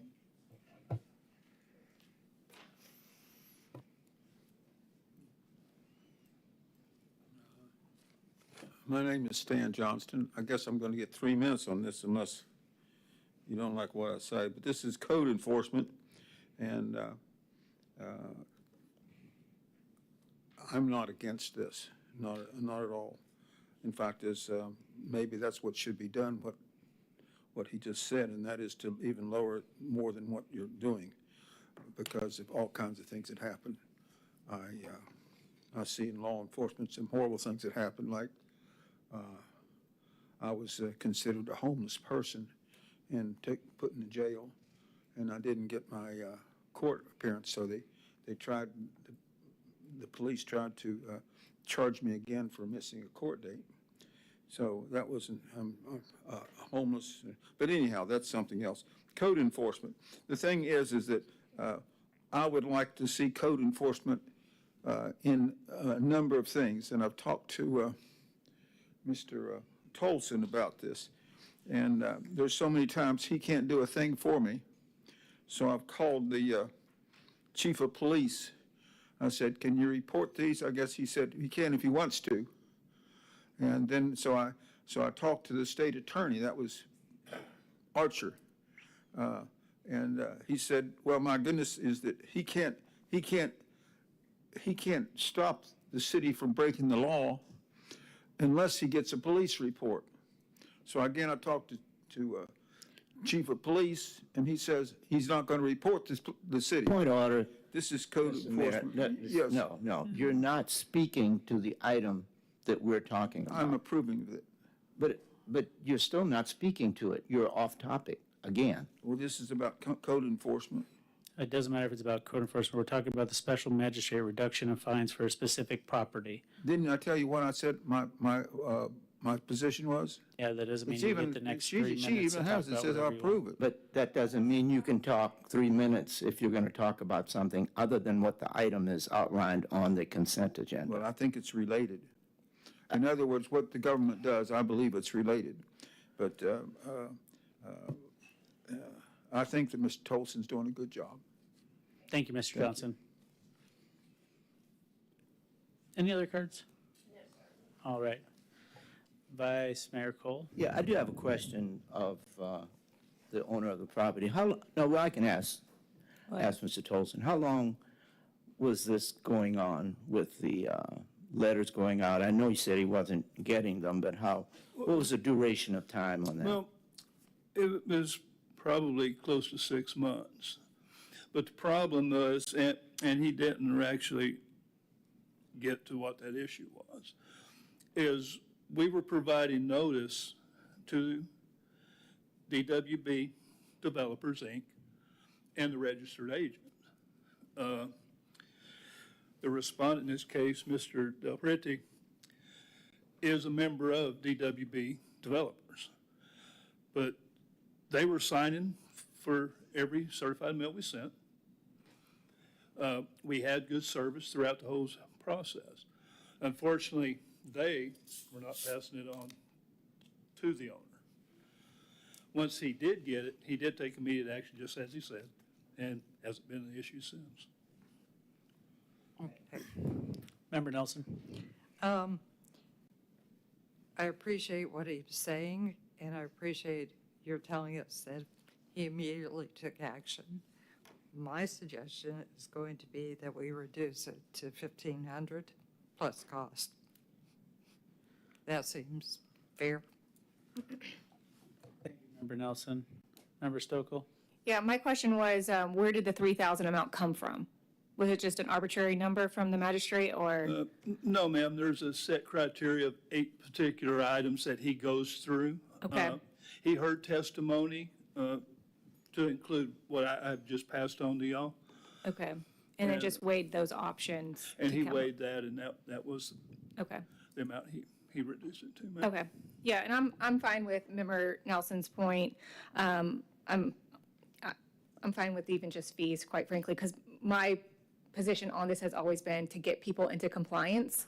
Also don't want people intentionally not complying. And so if it's true that he just wasn't getting these, and then as soon as he did get them, it was in compliance, like, that's the whole point of this, is to get people in compliance, not to really collect fees. So I'm fine with, as long as we get the cost to the city, and then if anybody wants anything above that, that's okay, but definitely in favor of reducing it. Thank you, Member Stokel. Member Moscoso?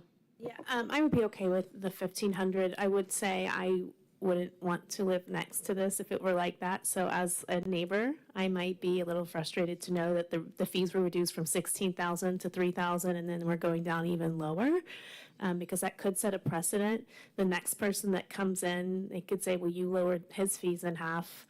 So I think I would be more in favor of going to what the magistrate said, just because it would make it even across the board. If the next person comes in, we're not seen as showing favoritism. I do appreciate the effort that you did make. So I do think my recommendation would just be to keep it at the 3,000. Thank you, Member Moscoso. Mr. Dolson, my question for you is how much time, all staff time, do we have in this particular case, including the special magistrate, investigations, letters, costs? Because, $200 ain't the cost. Yes, sir, it actually started, our first hearing was September the 9th of 2024, so it would have been probably initiated in July of 24. So a year. Yes, sir. All right, so approximately how many man-hours? Well, that would be a hard number because we kind of don't track those. I get that. I was just asking you to ballpark it But for me. for each inspection, and there would have been several re-inspections upon that, you're probably spending 12 to 14 hours. Okay. So again, just trying to get an idea of what cost is, but again, that's why we hire and pay for the special magistrate, right? Is to look at all these factors and do that due diligence for us. So, again, I'm very much in support of following their recommendation. So, with that being said, we all had our say. We all listened to everything. Does anybody want to make a motion? Member Nelson? I'll make the motion. You guys can say yay or nay.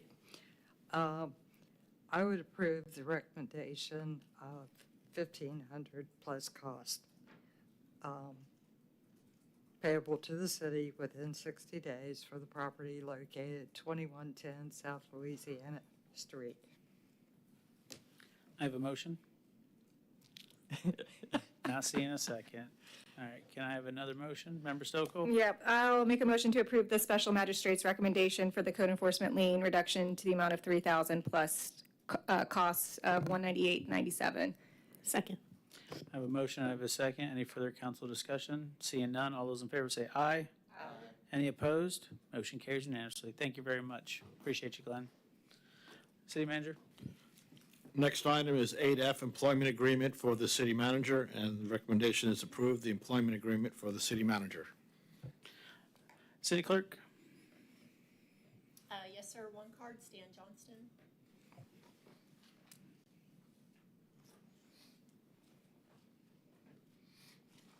My name is Stan Johnston, 860 Poinsett Avenue.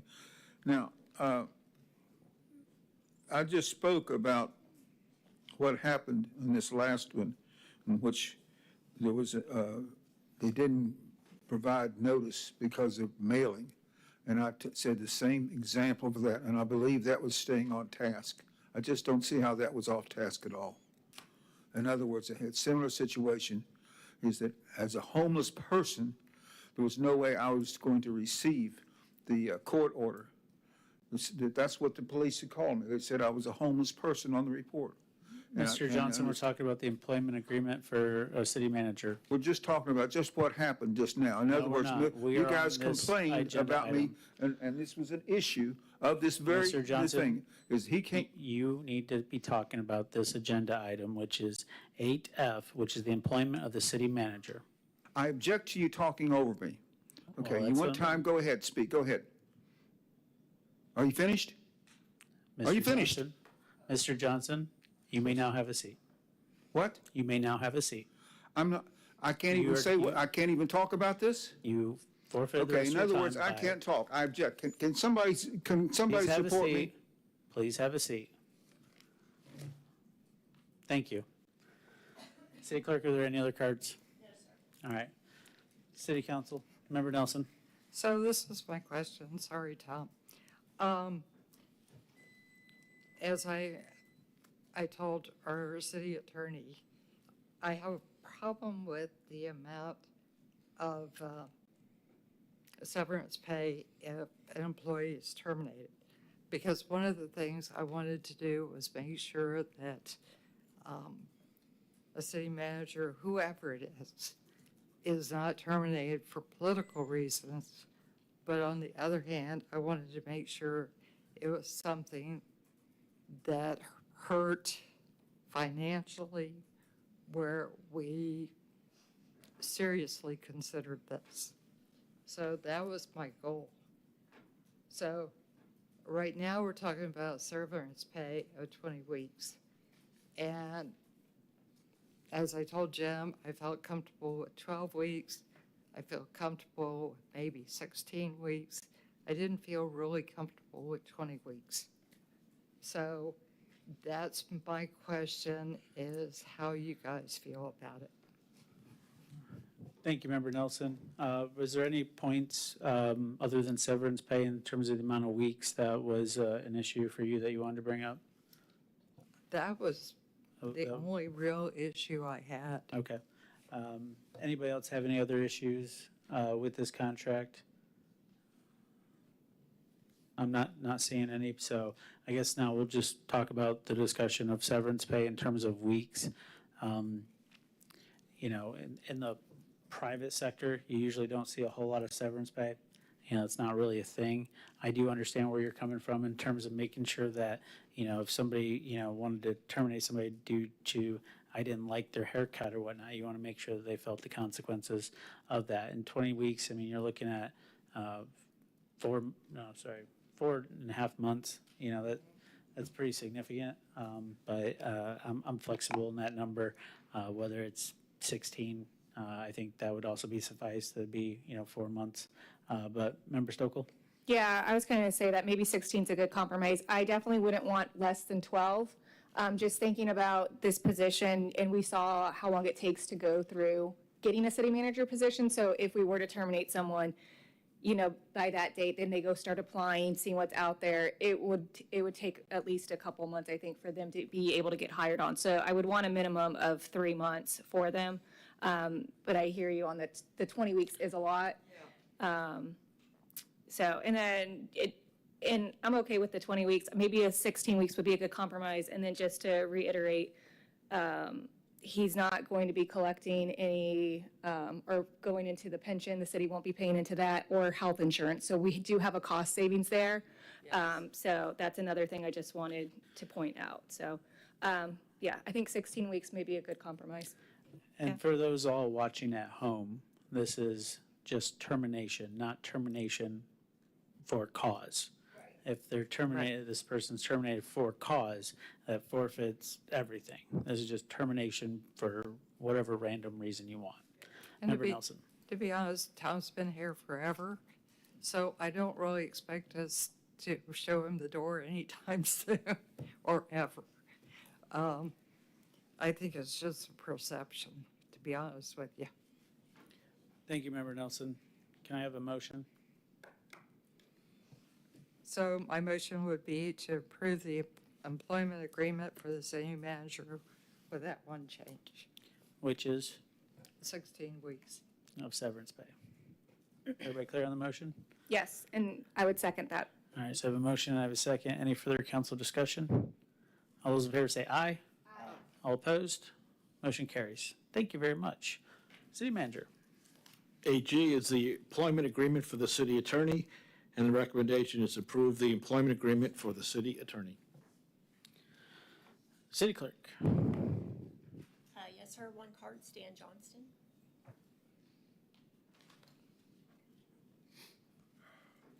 My name is Stan Johnson. If you want to talk over me, I don't appreciate it. I like my time when you do that. But in this case is that the last one is for the 8F for the city manager. I was very much for that. In the situation of employment agreement for the city attorney with Mr. McHenry, I've been in touch with Mr. McHenry. And so I'm against it. I'm against it. So so I'm going to explain to you why I'm against it. And you may think that I'm out of order, but as far as I'm concerned, you guys are out of order, completely out of order for what you just did to me just a few minutes ago. So in my, against this employment agreement with Mr. McHenry, who I've contacted, I indicated to him is that as a surveyor, if someone hires me and doesn't tell me if there's overlaps, if there's deed problems and so forth like that, I do not have a good agreement. I do not have a contract, even though I sign a contract. It's not right. It's not fair. The same thing I expressed to Mr. McHenry is that City of Titusville is horribly dysfunctional. Dysfunctional is what I sent to him. What I did was I sent you emails June the 25th and July the 26th. And I've asked all these council members here and Mr. Abadi to respond to this email, and not only that, but every day since June the 25th, that's 7 weeks, nobody has returned my call, and I have called every day. Was it about the city attorney contract? It was about what I sent on the June the 25th. On the 26th, it has to do with Mr. McHenry.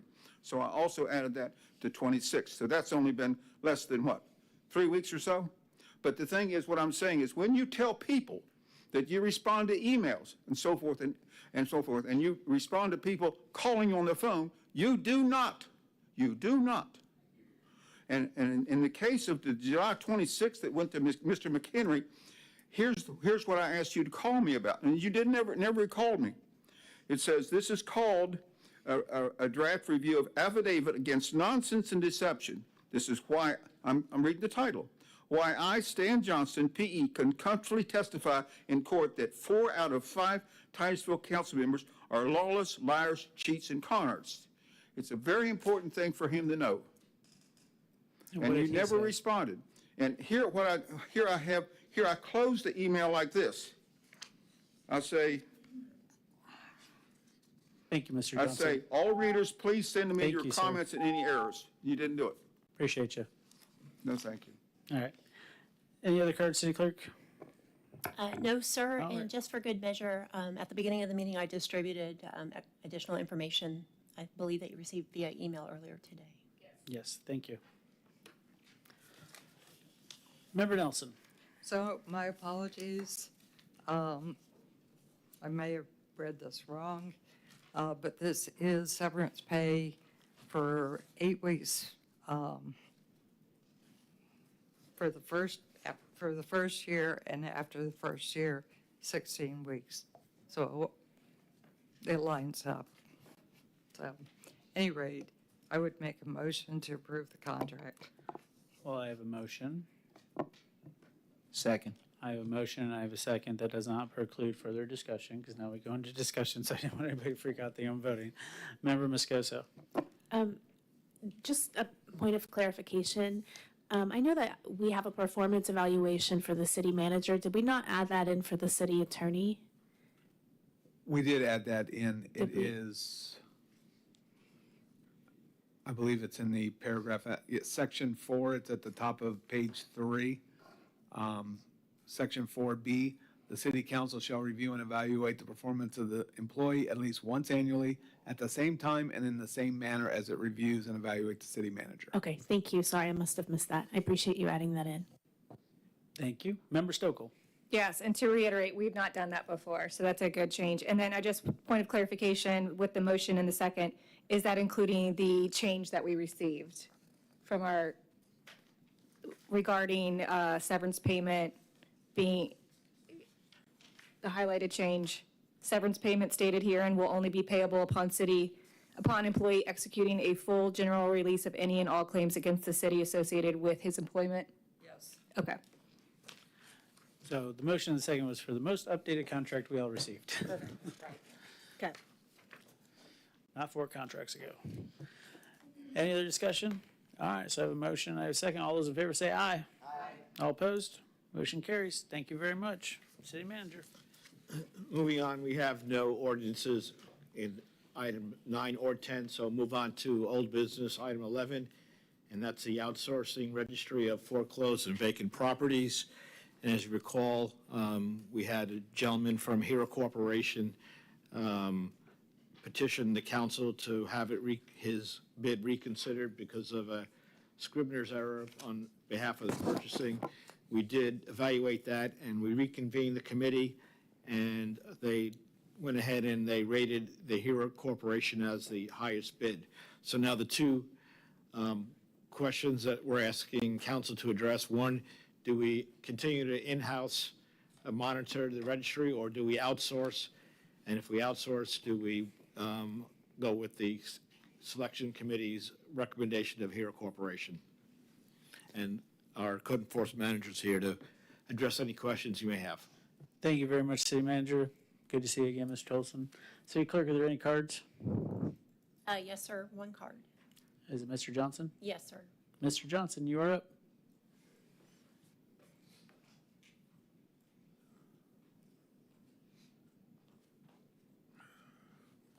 My name is Stan Johnston, and I have looked up this item with the Hero Corporation, and it's too much for me to understand. It's too many pages. So I'm not going to comment anymore. Thank you. Thank you, Mr. Johnson. Any other cards? All right, I just wanted to clarify. Vice Mayor Cole? Yes, Glenn, what's your opinion? What would you Well, propose that we do? Well, as you can see, I did change my vote based on what we have. In reality, if you start looking at some of the markets that they're going and some of the interest rates, we could at some point get back where they would be viable for us to have. So with that, and then on top of that, actually, if you recall, you had asked about percentages of what we do. And that actually had me going in a different direction, actually. What I did find is it's kind of should just be called foreclosed properties as opposed to vacant properties, because out of the 130, only 15 of them were vacant. And with that, they're on top of it. We don't do a lot with those. The problem is I have probably 40 that are vacant that will never, ever hit that list. And then those are the ones that we could better spend time towards, to be honest. And on top of that, all the ones out of those 130, so you figure, and we did look at the other list, the list that was provided after you went through and took out everyone that was deregistered or had been sold again. The numbers are all basically all around the same, about 130. But a lot of those are all people living in those homes, and they know they're in foreclosure. And those are the people we'll continue to work with no matter which way y'all go. We're not going to stop doing that. And we do a lot of that. And as far as the vacant registry, you could expound on that to, I know that a lot of other jurisdictions have started pushing towards vacation rentals and those kind of things. And if you tried to keep up with those, then yeah, you would definitely want someone else doing that. Thank you. But all in all, I think it was a good company. And I think it's the direction that y'all would like to see us to go. We'll be happy to go either direction. I can guarantee you I have a lot of stuff I can continue to do with the 8% that we spend on that. Thank you very much, Glenn. What I would like to see is, I believe, if I read it correctly, $75 flat fee per transaction, right? That's correct, sir. Okay. And our current fee is $150, correct? Yes, sir. Okay. I would like us to move forward with this, and I would also like to increase our fee from $150 to $300. And I would like council to give direction to our city staff and city attorney's office in looking at making that change, because at the end of the day, we're talking about charging out-of-town banks that are foreclosing on our homeowners here in Titusville. And, if they're going to do that, we want to make sure that, they're kind of paying the price, so to speak. So I think that'll not only help us a little bit financially, but make sure that they're investing and keeping up their property, because if not, those fees will start to add up, and then, this company will take the property on our behalf. So we'll end up owning it, and we can give it back to the people. It doesn't matter to me. But Member Moscoso. So right now we have 131, and we don't have, if I remember correctly, we don't have like the software available to really know exactly how many we truly have in the city. Well, that also I found was not actually correct. No? Okay. I can actually get all that software for free. Could you? Okay. So my question would be is, I didn't know if, because before we thought we didn't have that, if that number was going to jump, let's say to an extra 100 to 230, would your team have the bandwidth? Because now you have the speed zone cameras on your plate, and then you're not, just because we're outsourcing the administrative part, you're still extremely involved in this. And so my concern is, yes, it's a great thing, we'll add more numbers possibly to this, but that adds more work to you. Is your team going to have the bandwidth to do all of these new things? I wish I could tell you I'd love to increase what services we provide this community by 150%, but I can't. I mean, we try, and like I said, that's only took 8% of our time. We're still very involved in helping out our community, and we're going to continue to do that. And we know where those properties are. Just as we heard tonight, a lien reduction. What a lot of people don't know is I have over 470-something liens running on properties today. And we're trying to work with those. I've been working with the legal department. We've been sending out some more demand letters to get that dialogue going. And just as tonight, we have some, well, we heard 3 on Monday. So we're going in a positive direction. And again, it's not about the money, it's about the compliance. And we're getting that. Sometimes we have to do a little bit more work, as we had one case where we had a person residing in a driveway, and that was actually a registered property. But they resided there, so vacant registry doesn't do you any good because they don't do anything with a property that has people in it. So if you look at the numbers, they would have helped us on 14. Okay. And yeah, I just want to make sure that we're protecting your team because you have such a small team and you have such a big job to do. So maybe you could give us an update after 6 months and just let us know how the process is working and any updates. I would appreciate that. Absolutely. Thank you. Yes. Thank you. Member Stokel? Yes, I actually felt quite the opposite, that this would help free up some of the time. And then when I spoke with Glenn, this would be something that complements what their department is doing, and they can work hand in hand. So this handles, to the mayor's point, the ones that are bank-owned, that are just sitting there, that we can help get them in compliance. They have lawyers on their team to get them.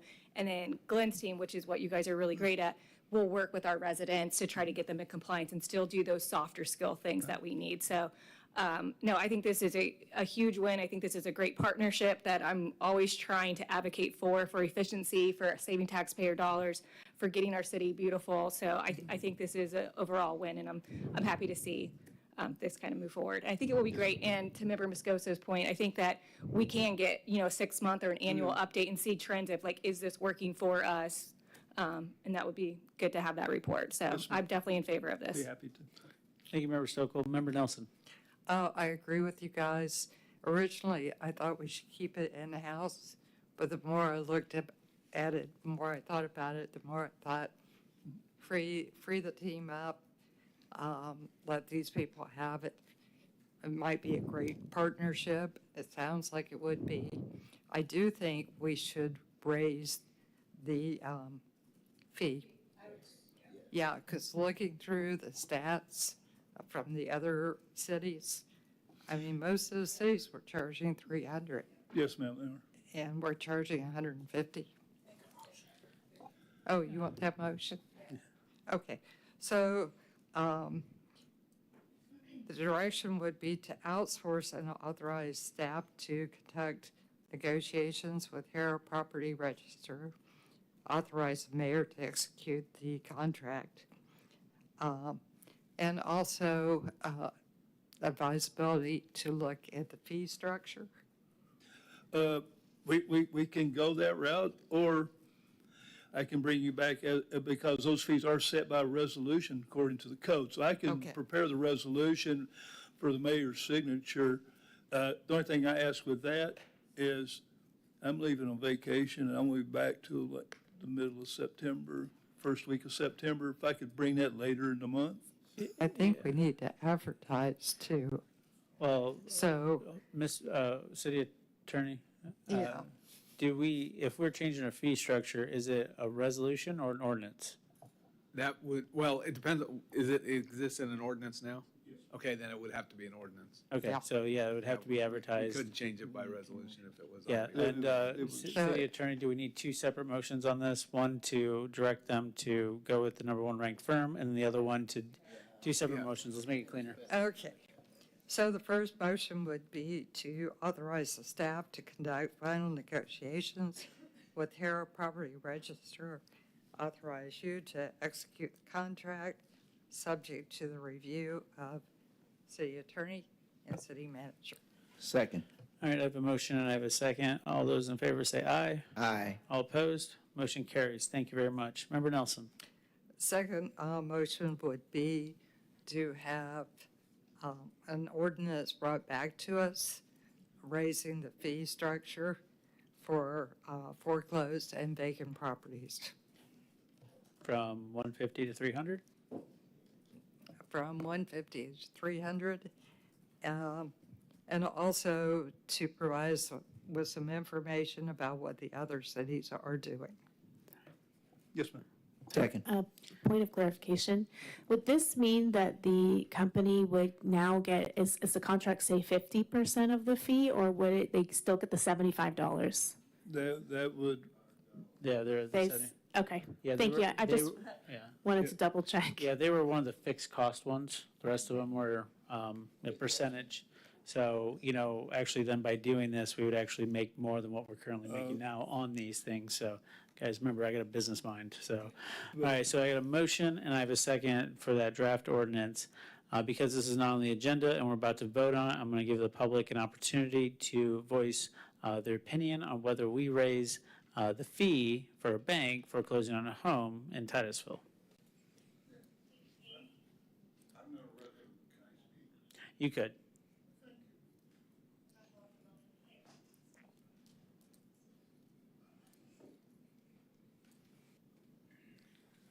Thank you for the opportunity. My name is Mr. Urban. I won't say Stan.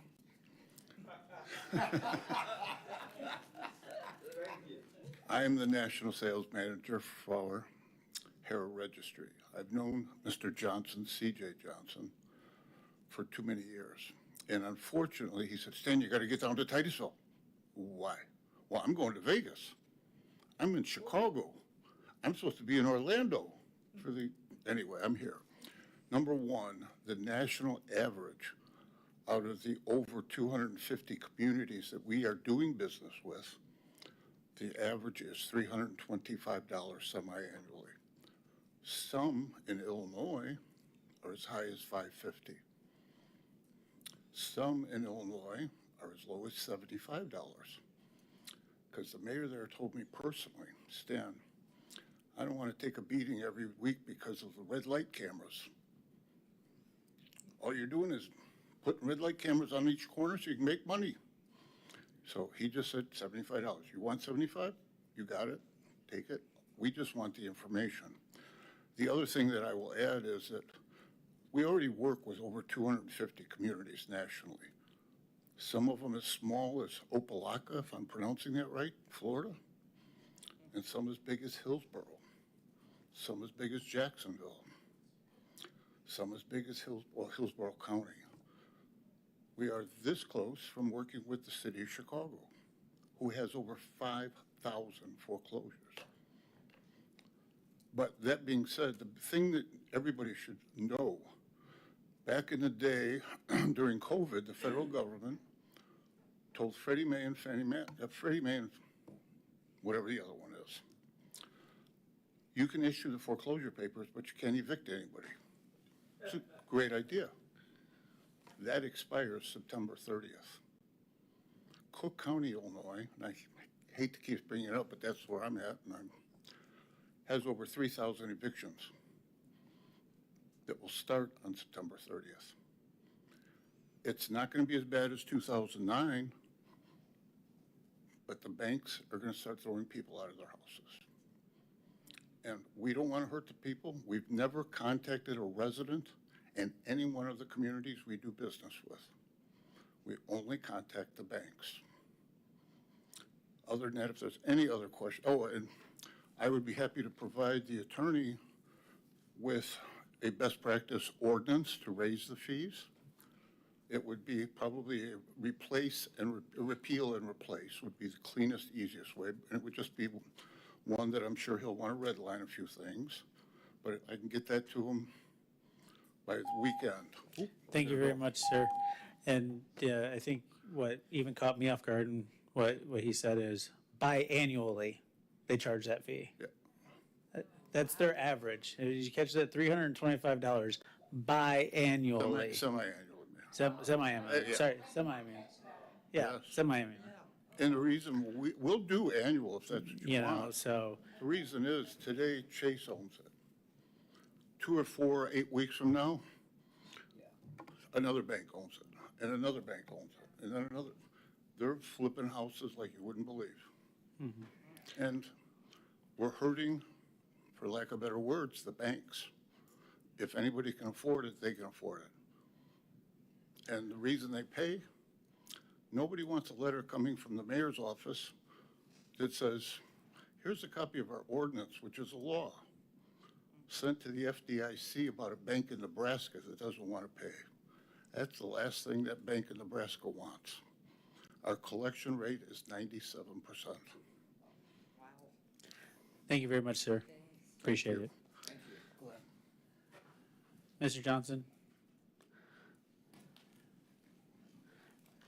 We're discussing the impromptu vote to increase the fees for banks on foreclosed homes in the city of Titusville. Yeah, thank you City for Clerk?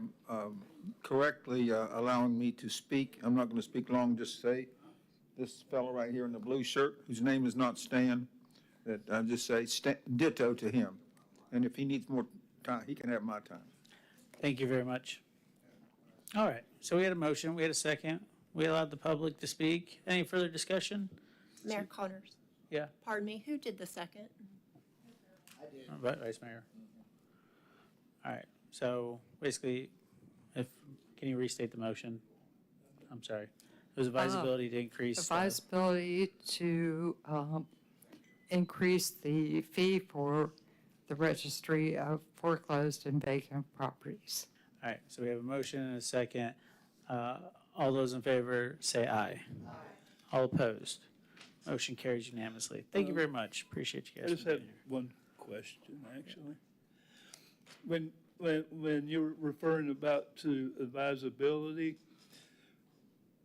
did you want to go, In other words, bring back an ordinance. well, I was going to say, did you want to expand it even to look at any other things that may be a vacant property within commercial districts? Because I know some communities are doing that now. And I just want to make sure that I cover everything that you're asking. Well, I think in terms of the advisability, I mean, you kind of get the general sense for where we're going. If you bring in the information from him and show that to us, and then also highlight some other potential changes that you would recommend and provide that back to us when you get back from your vacation, I think that'd be stupendous. Thank you very much. All right, so that one's done. What'd you say? Oh, yeah. Jealous. All right, item 12B, City Manager. Yes, sir. 12B is the Live Local Advisability, which was carried forward from the last council meeting. And we have the recommended action is to approve the advisability directing staff to propose an amendment to the city's Live Local ordinance. And Brad's here to answer any questions. Brad, you're still hiding way back there. It's a long walk. Thank you. The legislature approved another amendment to the Live Local law, so we need to amend our Live Local ordinance to be consistent with those changes. The main change is, I've explained to you before, is a different calculation of how we should determine what is a mixed-use component, and it does expand a Live Local qualifying project to more properties such as church-owned properties. I'll try to answer any questions you have. The new law and the Senate bill analysis is in the agenda. City Clerk, is there any cards on this item? Yes, sir, one card, Stan Johnston.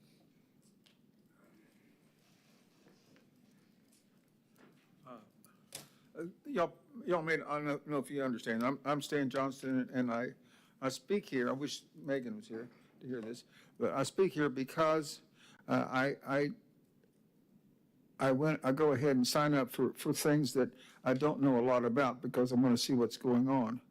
In this case, I know too little about this, but I want you to understand is that I'm going to continue asking the same questions on council meetings because you don't give me answers to questions that I ask, and you don't respond to my emails. So I'm going to pass on this, but understand is that as far as I'm concerned, you're not doing your job. Thank you. Thank you very much, Mr. Johnson, but the basic summary is live local law at the state level that has preempted a lot of the local government's ways to police growth in their community. They have clarified and expanded things, so therefore we now need to change our laws to conform with the state laws. It's like McDonald's putting in a new playground, and guess what? We own a McDonald's franchise. We got to put in the new playground. Thank you for that. I don't know if I was asking for it, but thank you. Hey, you're welcome. You said you don't get answers, and I give you an answer. All right, City Council Member Sokol. Yes, Brad, can you just touch on the aspects of the mixed-use definition, just because I know that's something we talk a lot about, and we've already had some discussion on it in prior live local projects, and then also what the flexible parking provisions entails. The summary is on page 510 of your packet. You'll see a list of the changes proposed that are some in the analysis. Your question about what is a mixed use, from my reading, it includes parks.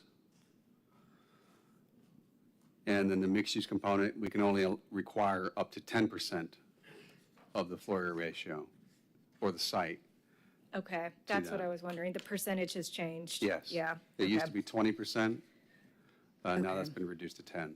And then the definition of what that floor area ratio has changed as well. That's what I'm still confused about. So that's something we probably need to get some clarification legally on that. But as you recall, the current city ordinance, in order to address that mixed use component, stated that 20% of the total floor area ratio of all buildings had to be mixed use. So that may change dramatically. It may not be just a reduction of 10% of that. It may be we have to adhere to a new definition of what that 10% is. Okay. The other question you had about the parking, you'll see on that same page, several bullets down. It says requires local governments to reduce parking requirements by 15% as opposed to considering such reduction as provided in current law. So it's actually saying if it's a qualifying live local project, then we have to automatically give them a reduction of 15%. At least that's my reading. Okay, so again, another percentage. So it depends on what each municipality has. So we could have. I believe so. Right, so they're just doing a blanket 15% reduction versus how many. Okay. Okay, and then could you clarify, there was one other thing I had, on, in the actual, I think it's on page 517, on item 3, where it said mixed use means, and then it goes on to say recreational uses such as golf courses, tennis courts, swimming pools are not considered mixed use. And I guess why are we adding that language in there? Why does that need to be clarified? So it says here, mixed use means any use that combines multiple types of approved land uses from at least 2 of the residential uses, commercial and industrial categories. The term does not include uses that are accessory, ancillary, incidental to allowable uses, or allowed only as temporary basis. So it says recreational uses such as golf courses, tennis courts, swimming pools, and clubhouses within an area designated for residential use are not mixed use, irrespective of how they. So those are kind of. You think of a mixed-use development or like a multifamily development, the clubhouse can't be, that's part of the residential component. That's not part of that can be counted towards a non-residential component. So they're trying, the statute looks like it's trying to clarify those scenarios, but.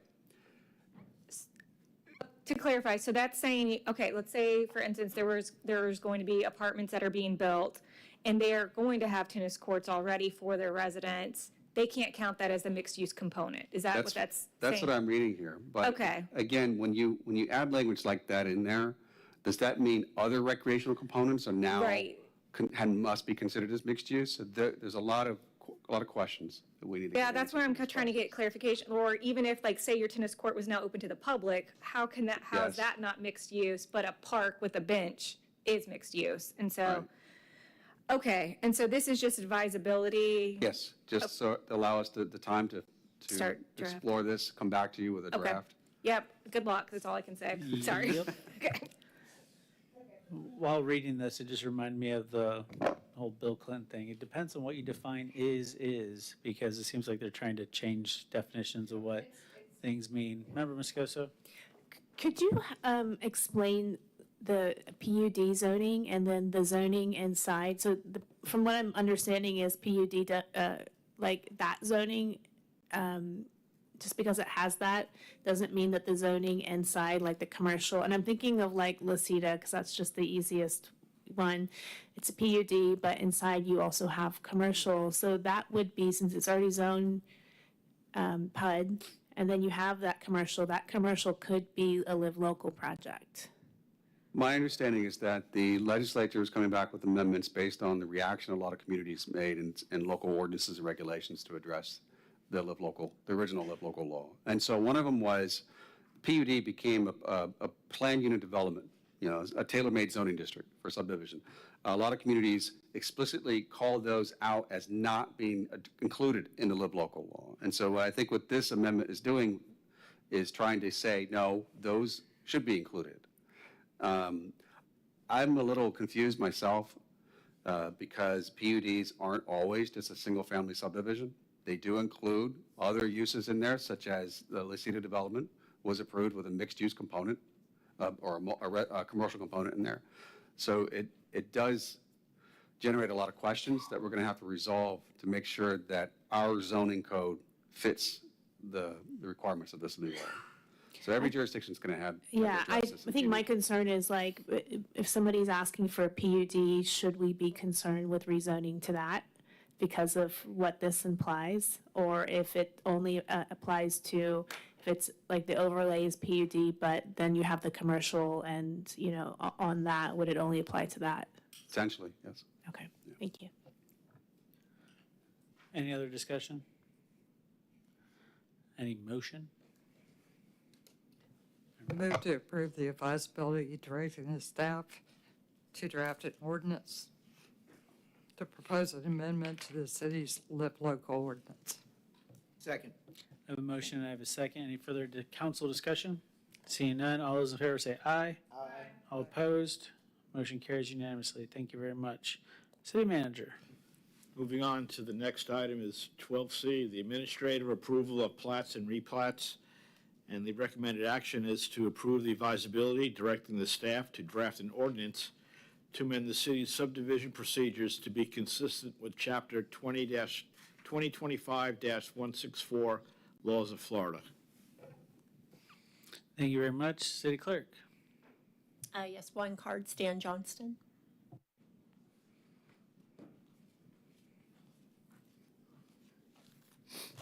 My name is Stan Johnston, and you guys may be going to court about this issue. Not particularly just this adoption that they're asking about, but the way that you're handling a plat right now. It's absolutely nonsense. It's that I can drive by the project SNJ Oaks and look at it, and I can see that the survey is wrong. Now, that is Mr. Parrish says it's wrong. And the city goes ahead and approves it and has approved not only the preliminary plat, but they now received a final plat for review. So what I'm saying from my standpoint, as a professional engineer and a registered surveyor, which my license is surveying is in an inactive status, is you're absolutely nuts. Don't know anything what you're doing. But when I can drive by and see a survey that's wrong, just by driving by, looking out the windows, and you guys don't even look at it. None of you have gone to that. Mr. Johnson, we're talking about So the what I'm conformity saying- to our live local ordinance, Thank you. sorry, Thank you. administrative approval of So- plats and replats per the new state law. What we need to do, I don't think we have a choice. But when you're looking at it, when the city's looking at it, think about the court case. I gave the court case to the city about yesterday or the day before. Thank you. Supreme Court. All right, is there a motion? Or did we already make a motion? Member Nelson? Move to approve advisability directing the staff to draft an ordinance to amend the city's subdivision procedures to be consistent with Chapter 2025-164. Second. I have a motion, I have a second. Any further council discussion? All those in favor say aye. Aye. All opposed? Motion carries. Thank you very much. City Manager.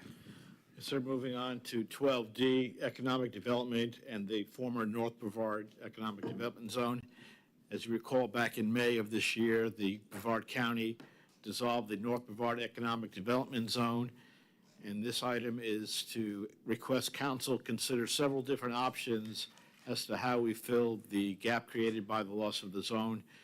And we have Mr. Nick Gauff, Economic Development Coordinator, is here to provide a presentation on 3 different options and also ask for council's guidance on how to proceed.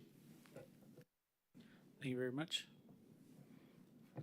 Mayor, Vice Mayor, council members, good evening. Try and get through this pretty quick here for you. The purpose of this one is really to kind of give you a big overview.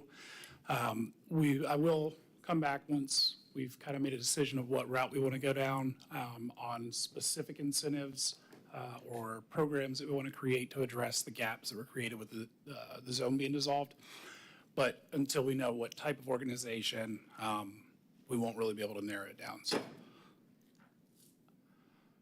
So kind of why we're here, as we already know, zone was dissolved.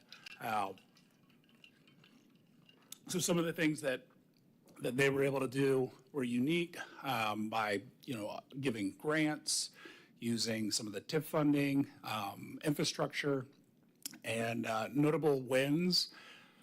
I only put a couple in here. It's obvious there's more than what's just listed. But, big projects coming in here, they were responsible for bringing in, your Blue Origins, Lockheed, several other ones, but even also working with smaller businesses, they had a wide array of who it was that they would work with. Again, May 20th.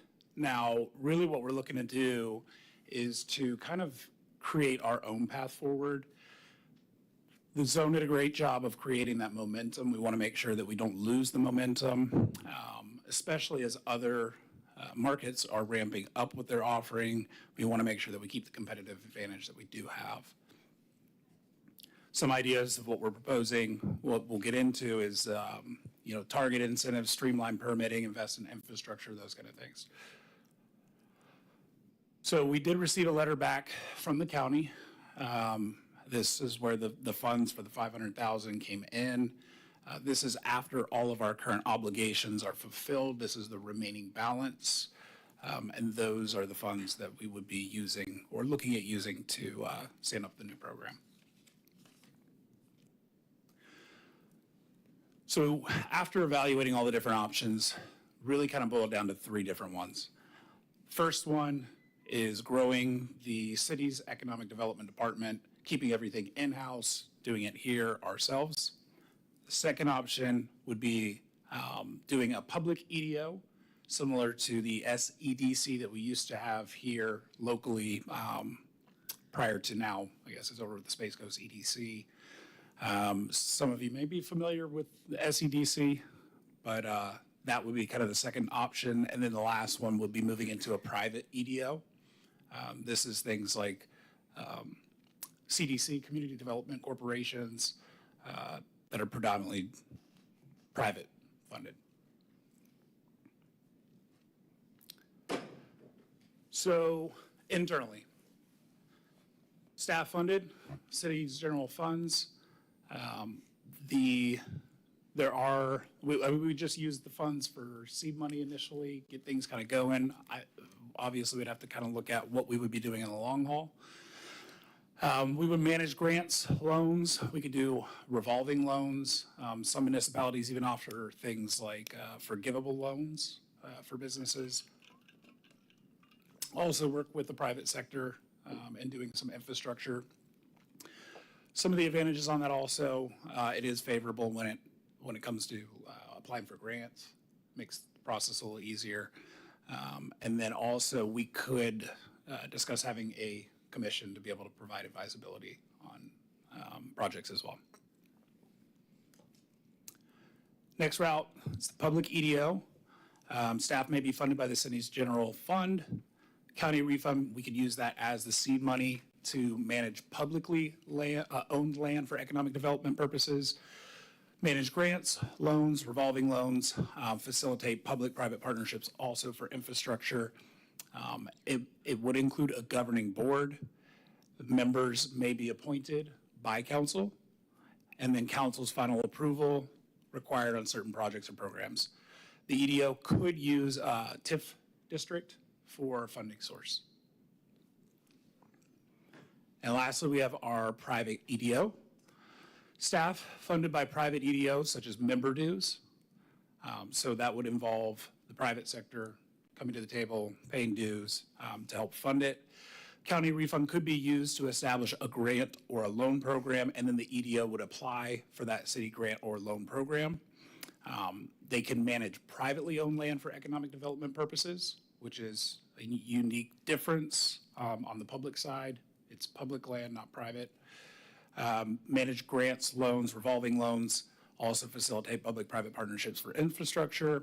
It would include a governing board, but it would not be appointed by council. They do get access to different funding sources such as new market tax credits. And then the EDO may be a not-for-profit or private investment organization, such as a CDC or an SBIC, which is a small business investment corporation. So kind of a breakdown on accountability. So on the city side, accountable completely to the city, just as is right now. The public EDO, partially accountable. And then as you move more on the private side, not accountable to the city. Now, there are ways that you can put stipulations into the agreements and the contracts that can kind of allow for some kind of level of accountability, but it is on the private side. So what I've done here is just kind of included some examples that I'll run through of each of these and what other municipalities are kind of using. Some of the cities that I've selected were either in comparison to size of market or also focusing on a specific industry that is applicable to us here in Titusville. So Hampton, Virginia was selected for the fact that they are also working in the space, aerospace and defense industries. They've done a good job of reusing the land over there with Langley, the research center, and they specifically just do the city side. Toledo, public, they offer TIF, tax exempt bonds, energy efficiency financing. They own and develop their own industrial properties through that process, similar to what was done with the zone at Spaceport Commerce Park. They also administer revolving loans and business retention programs. And then listed below here are a couple of the other projects that they were able to capture using this method. Huntsville is kind of a hybrid. It is a public-private.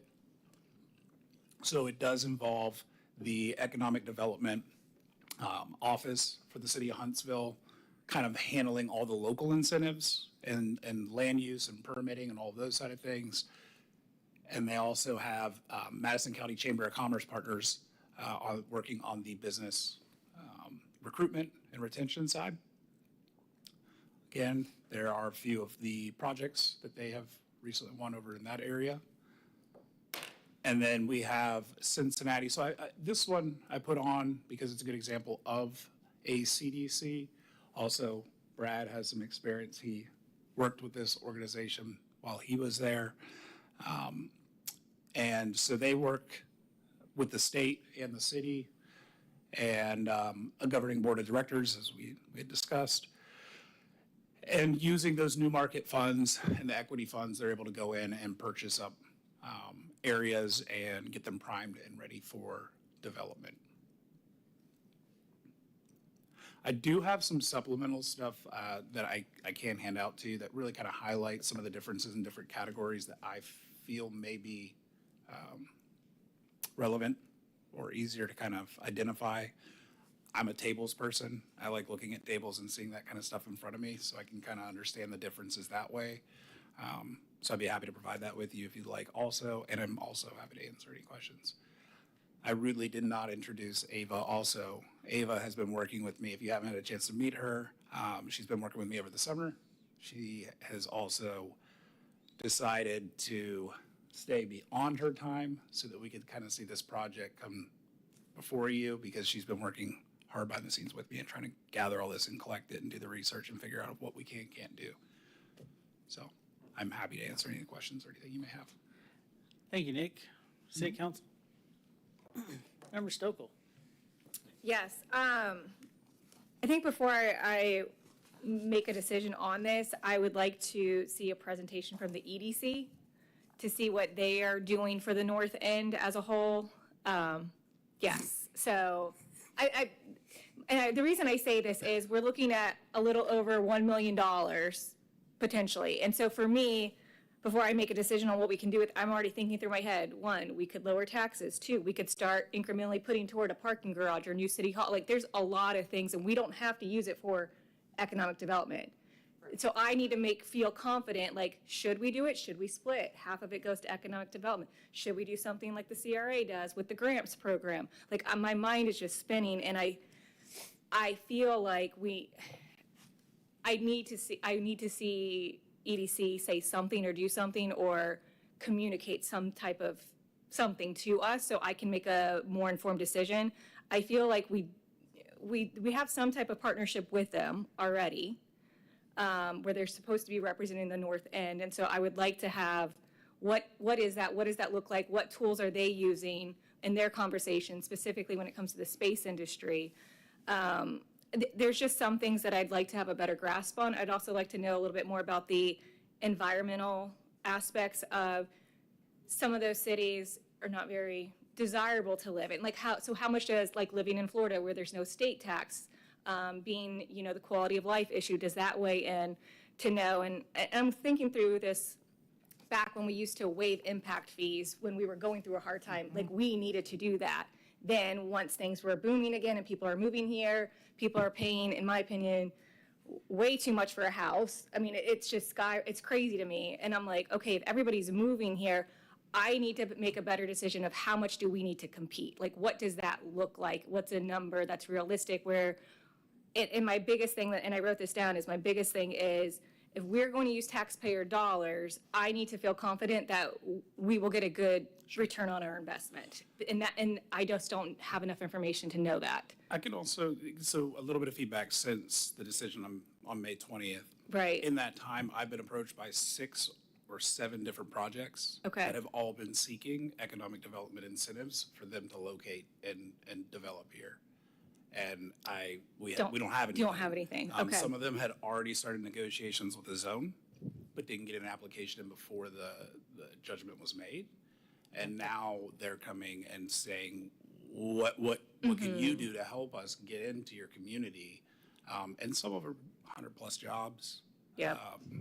Good paying jobs. It's just, we currently don't have anything to give to them. And we don't have any established criteria yet either. And that's kind of what I would look at is I don't want, we're just doing it just because we have the program people or we're just giving it out. I want it to be, hey, if this is something we want to do and we're using taxpayer dollars, yes, this is worthwhile, especially now that we're in this situation. I think the zone was great because we were getting county, so it was definitely worth it. But now that we're not getting that county match, I want to make a well-informed decision. So I probably need to do some more investigating as well, so. Yep. Thank you, Member Stokel. And to help answer some of your questions, the 1.2 million TIF that we were rolling into the zone, as soon as the zone was dissolved, immediately got gobbled up by our general fund. So we don't really have 1.2 million sitting there. They use it to balance the books so that we didn't increase taxes too much on our residents. So the refund we're getting, which is a whole other issue, by the way, is what was in our piggy bank there. We had about $3.2 million in the zone that was city TIF dollars that come back to us. However, the county is holding hostage $1.6 million that is owed to the Titusville TRD project, which I object to because they're keeping it in an interest-bearing account. I have no idea how long it's going to take Mr. Wright. Exactly my point. I have no idea when Mr. Wright is going to get his next TIF. Why? But wait, for him to get his next TIC requires a hotel with a CO and it be in operation for 6 months. Correct. That could be 2 years. 3 years. Like, you know, again, so I have a big issue with that. Like, we can administer it right here in house. I mean, how hard is it to write 2 checks? Those are literally our only outstanding debt in the zone. All right, so that's one issue. But in terms of the zone and our dollars, understand over the 12 years that this zone was in effect, $24.1 million of grants were given out in that 12-year period. In that time, we received a capital investment of over $1.5 billion. Which ultimately helps lower taxes because that capital investment into commercial and industrial space is what keeps the books balanced for the rest of us because single-family homes do not pay the bills. We need these commercial investments into higher property taxes in our commercial industrial state. And while we were not the sole provider of funds to the zone, about $3.5 million came from county TIF, 1.2 from us, all the projects in the zone were also not in Titusville. Right? So with a narrow margin of focus, maybe we don't need the 4-point-some million every year. We can really hone in and focus on the areas that are prime for redevelopment that are generating no tax dollars right now and get them ready to rock and roll so that they can be contributing members to our community and taking the burden off the rest of us. So, big soapbox, this whole them keeping our money in an interest-bearing account just drove me insane. And I was just saying, I mean, that's, we need to look at areas that are prime to be able to focus on redevelopment. In this really kind of is putting the cart before the horse because when we come back and we have some of the ideas, once we have an understanding of what type of organization we're looking at, looking at creating TIF districts that, can be moved around as areas become developed, these are tools that we can put into our pocket to be able to do that.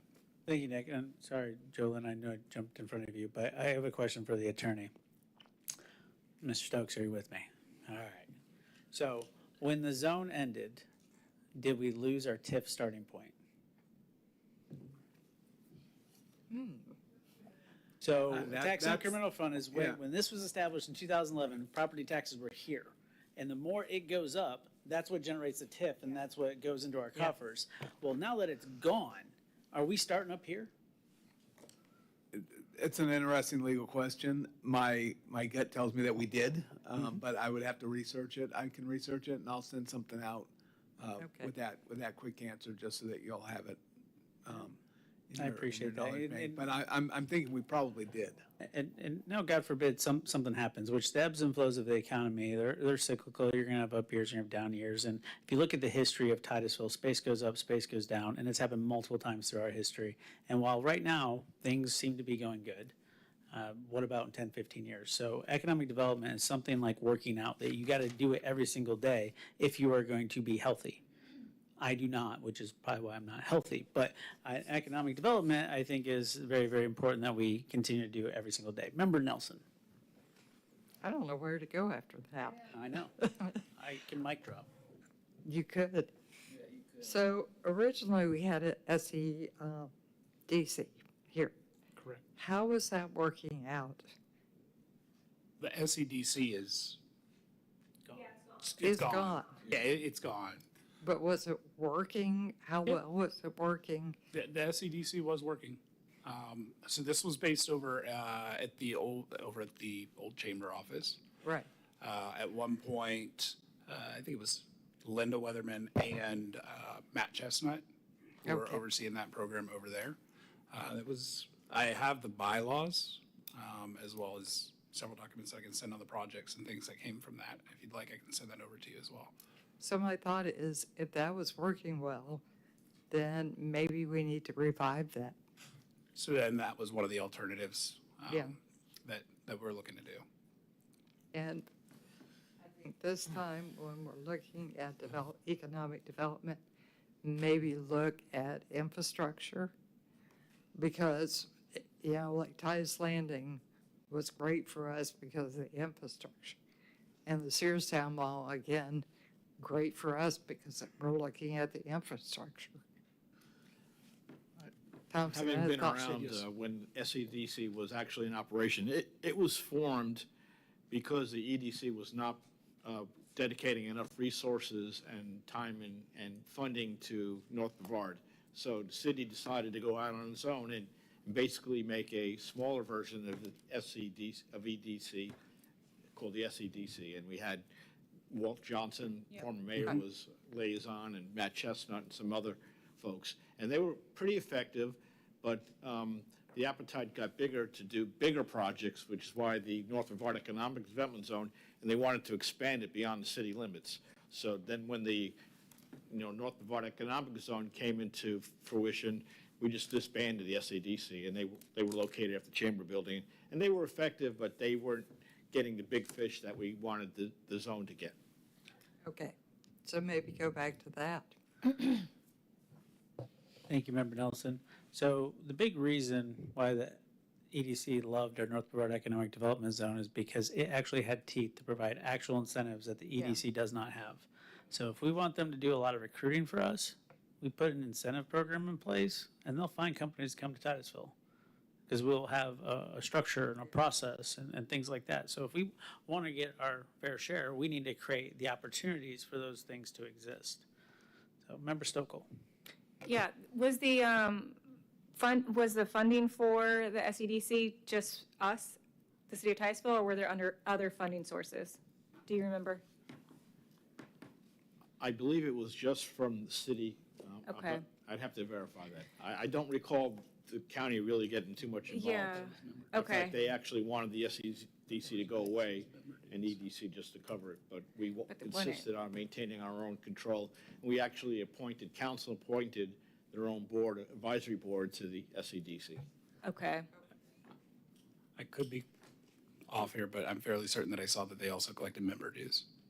Okay, and it's fun. So I don't know if you remember this, Member Nelson. When we first got on council, I was going to be the liaison for that, and I was like, "Oh, this is going to be great." And then there was no meetings, and then there was I was like, "Okay," so I did nothing for that. So it was getting disbanded right when I was getting on, and so maybe that's part of it.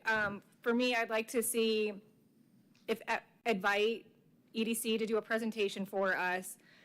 Look at the history of the SEDC, how much money did we put in there? Could there be a potential partnership with EDC, with what they're doing with other cities? If they can't help with finances, can they give us guidance and advice on things that we can do incentive-wise to help recruit, to your point, Mayor, in partnership with them? Look at that history. And then I don't know. I want to make sure I'm making a well-informed decision on what we're doing, and just to know a little bit about the climate. I think that's where the EDC presentation would come into play, and I want to know what they're doing. They can give a presentation on the whole county. I just want to know what they're doing, and for us as a council. I've sat in other presentations, but specifically to Titusville City Council, I think it would be beneficial to help us make a better decision. Absolutely, and I think Member Nelson is the liaison for that. And I have a meeting with Linda tomorrow. Perfect, thank you. So, I don't know, yeah, we'll see what she says. So, I'll be sweet. I've also met with Linda and a lot of other folks regarding this topic because I believe economic development is our 401k money. I believe the more we make smart investments into our future, it's going to pay dividends in the long term, 20, 15, 30 years down the road. Unfortunately, some of our operational costs do not appreciate. They depreciate. So I would be more in line with the public-private partnership for economic development. And the reason for that is because while we'll have an initial upfront cost to get said organization going, then you can have the private sector take over. If you go around town and talk to any nonprofit, do the space companies donate? The answer is no. No. Right? Exactly. But where I do believe we will get them is by partnering together with them to tackle the three things that the zone was initially designed to tackle: job creation, workforce development, and infrastructure. That is where we're going to get their investment into our community, is by talking about workforce development. That is the only way, because they want to know what is in it for them. And again, to talk about the numbers that I mentioned, $24 million targeted grants, $1.5 billion in capital investment return, those numbers were calculated when Blue Origin only had 300 jobs, not 2,500 in a huge campus. But again, that being said, we're only focusing on Titusville. So we'll be able to be more nimble and more focused. They did this in Wichita, Kansas 10 years ago. They started with a name, a dream, and a vision. Now this year, they have a $4 million operating budget. It's 80% privately funded, 20% publicly funded. So if, to member Stokel's point, if you don't want a huge, expense for our taxpayers, we invest, get the private sector on board, and we decrease our level of investment. All right, but we kind of foster the reins and get it going, right? So that's the way a public-private partnership in terms of community development corporation would move. I was actually speaking with Troy Post about this because when I first heard about the Greater Wichita Partnership, I was like, what is this? And he's like, oh yeah, it's this thing. It can do way more than the zone can do because they can own and lease property. So you imagine the funding that you can generate if you buy a rundown piece of property, you get it pad ready, you redevelop it, and then you lease it out, or you then sell it at that higher value. It generates its own revenue, which is something that government cannot do. So there's a lot of advantages to that. And if you've noticed anything about the dissolvement of the zone, we need to get politics out of economic development. Yep. And the only way to do that is a community development corporation. Whether it's run by the chamber or a different stand-up entity that we help you get going, does not matter. If we want long-term substantial change, that is the way we need to move forward. Vice Mayor Cole. I just think that if we want to be a competitive market, when we have the increased jobs that are coming from Kennedy Space Center and the increased companies that are coming in, if we want to be competitive, we're going to have to do something. We probably need to look at the SCDC model that we had before, kind of use it as a straw man to develop from. And it sounds like everybody up here is in agreement on that, because we'll lose our competitive edge if we do not continue doing something. It scared me when I looked at, we gave Sairstown Mall, $2.1 million, and I'm like, how can we generate that kind of income to give somebody that's doing the size project that he's doing? And we sure can't generate it from our own budget, because we know what our budget looks like. Right. But we need that public-private organization, but we need to look at all aspects of it. And, I think we need to do it as quickly as we can, because we may lose, if we wait, say, 6 months to make a decision, we may lose some economic development that we need to bring into the city to help bolster us and to help keep taxes low. My 2 cents. Thank you, Vice Mayor Cole. Member Stokel.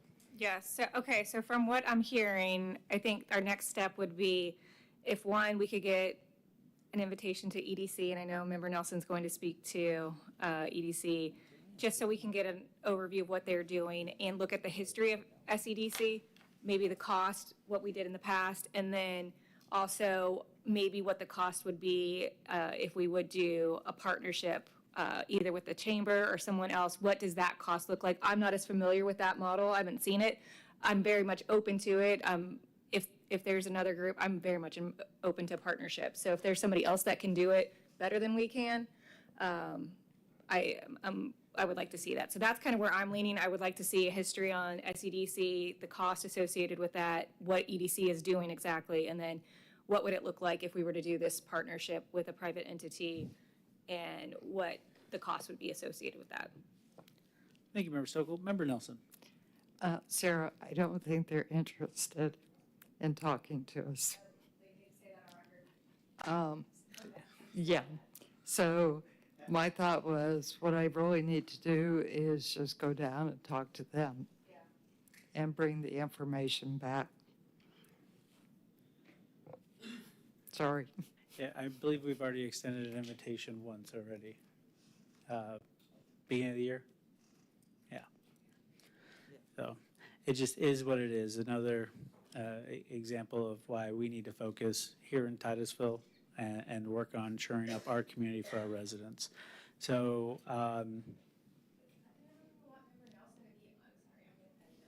yeah. Member Nelson? What? So, no, yeah. All right. So that being said, do you have a very clear direction based on our conversation? Or do we need to clarify? I'm not against clarification. Okay. So I think council would like to see more information on what the SEDC did. So let's start with how it was formed in brief synopsis, how long it lasted, what grants did they give out, how did they generate money, was it paid for by the city, what was the private investors look like, you know, what was their rate of return over the years that they were around. So if they operated for 5 years and they created 5 jobs, that's kind of an important thing to know. And then look at another example of a public-private partnership like Community Development Corporation and provide some more detailed examples of that. Funding, yeah. And one thing I will say is that several of the board members for the zone have expressed interest in continuing to provide service for the city if we do stand up a new board. Obviously, council would appoint who they would want to appoint into those positions, but I think that that's kind of one of the biggest differences between the success of the SEDC and the success of the zone. Thank you, Nick. And I think the big success is the buy-in from the private partners. Because, you know, if we set up our own, like, committee, let's just call it, I don't know, the Planning and Zoning Committee, but for economic development, then we're funding that whole thing. We're not getting any private buy-in, you know, in terms of funding, and then it all does fall on us. Vice Mayor Cole. Should we think about, and I'm asking a question, should we think about standing up the members that were on the zone to assist us with this? If they're willing to volunteer their time to do it, with the experience that they have having been in the zone, do you think we should look at bringing them on board to assist us in trying to put together something? I mean, I don't think it can hurt. So They've expressed their willingness to do that. Yeah. I've had several conversations with several of them, so. So maybe my recommendation, and council, catch me if I'm off base, but maybe at a special presentations meeting, you know, they can be here with you presenting various different, you know, strategies and options. And then, you know, we can have that little more open dialogue, because unfortunately, some of our meetings, you know, when it gets to 10 o'clock, you know, it's tough to go through, right? And this is very, very important. I want to make sure we get it right. So if we allowed for a special presentations meeting to hopefully give you enough time to prepare all the information for us that we just kind of clarified. And then hopefully you can get with some of those members and you can bounce ideas. They can be here. We can kind of have that more open discussion about what they think might be successful, or, you know, also what those organizations are doing. And, you know, whether it's a community development corporation or, you know, those completely public EDOs, what they look like, and just kind of weigh the pros and cons. Vice Mayor Cole? Yeah, I think this is important enough that maybe we may not want to do it on a council day. Maybe we want to hold a special meeting, open meeting, obviously, but because of the length of time it would take for the presentations and for the decisions we make, and we'll stop looking at the clock, wondering what time it is.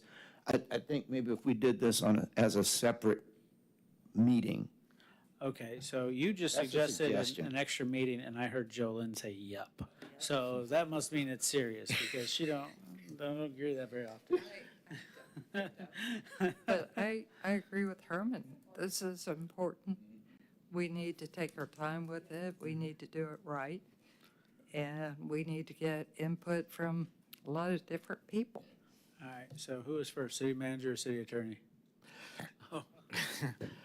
I also intended to reach out to Troy Post and pick his brain as far as, I think he's been very successful running the zone, and certainly I would want to tap into his expertise.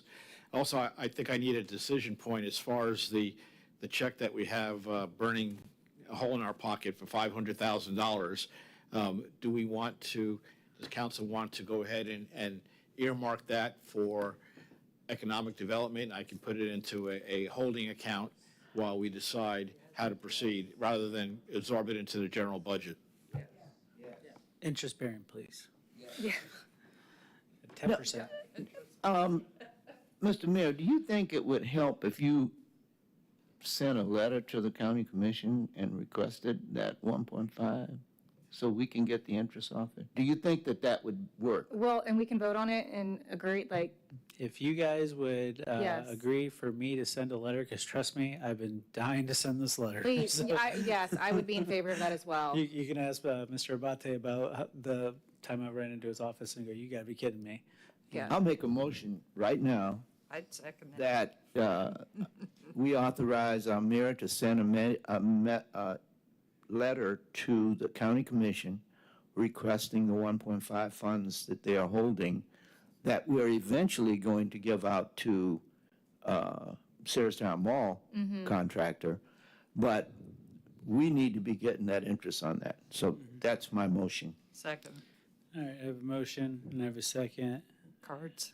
Well, I gotta ask, is this procedural in nature, me sending a letter, Mr. Stokes, or do I gotta? This is a procedural administrative function, yes. All right, all those in favor say aye. Aye. Any opposed? Motion carries unanimously. Mr. Johnson, I just clarified with the city attorney, us sending a letter to the county is procedural in nature, not requiring a vote, just like the minutes, but thank you. All right, so we got that motion knocked out. Member Nelson? Oh, Do we need, hold on, so this item is kind of loosey. Nobody knew what was gonna go on, right? So just bear with us, Mr. Johnson. Once we get to a vote, I'll call you up. Member Nelson? I think it's. Do we, Oh, we so, don't need a vote. well, so are we asking it to be added to a special presentations, or would you like me to call a special meeting? And I let me think pivot with, the item probably would warrant a workshop once we get enough information on all the various, options, and we could flesh it out, so I don't want to say, hey, we're doing a special meeting or workshop this day, because we need to give Nick time to do that. So once Nick tells me he's good, I'll ask city manager to get with everybody to make sure the calendars are free, and it was 10 days, 2 weeks. How much notice do you guys need approximately, just so I can make sure that everybody can attend? A week? 10 days. All right, so you good with a week? Yeah, that should be fine. All right, assuming there's no conflicts. And again, so once Nick has that ironed out. When you say a week, like, are you talking about by the first, because I'm gone until the. No, not No, next no, week. no, no. Okay, all He right. has to do Notice. everything first, and then Okay. I'm gonna I call would a special anticipate it meeting. being after we pass the budget, like Okay, October, all right. November. Yeah, okay. all So right. it could be, All right. tomorrow, it could be 6 months from now. I'm just Okay. kidding. No, not 6 months. Should be sooner, and once Nick has that ironed out, I'll be working with Tom to make sure we get that meeting scheduled and communicated. City attorney? No, and I'll work with Nick on this component of it, but just to give you a little glimpse of hope from what I said earlier, our baseline was set by a city ordinance back in 2011. The baseline is based upon October 1st, 2011. That ordinance has never been repealed, so I'm thinking that if we structure something new, that we might still be able to use that, because that's still a valid ordinance. But I will dig into it more and work with staff and make that part of the presentation when it comes back. Gotcha.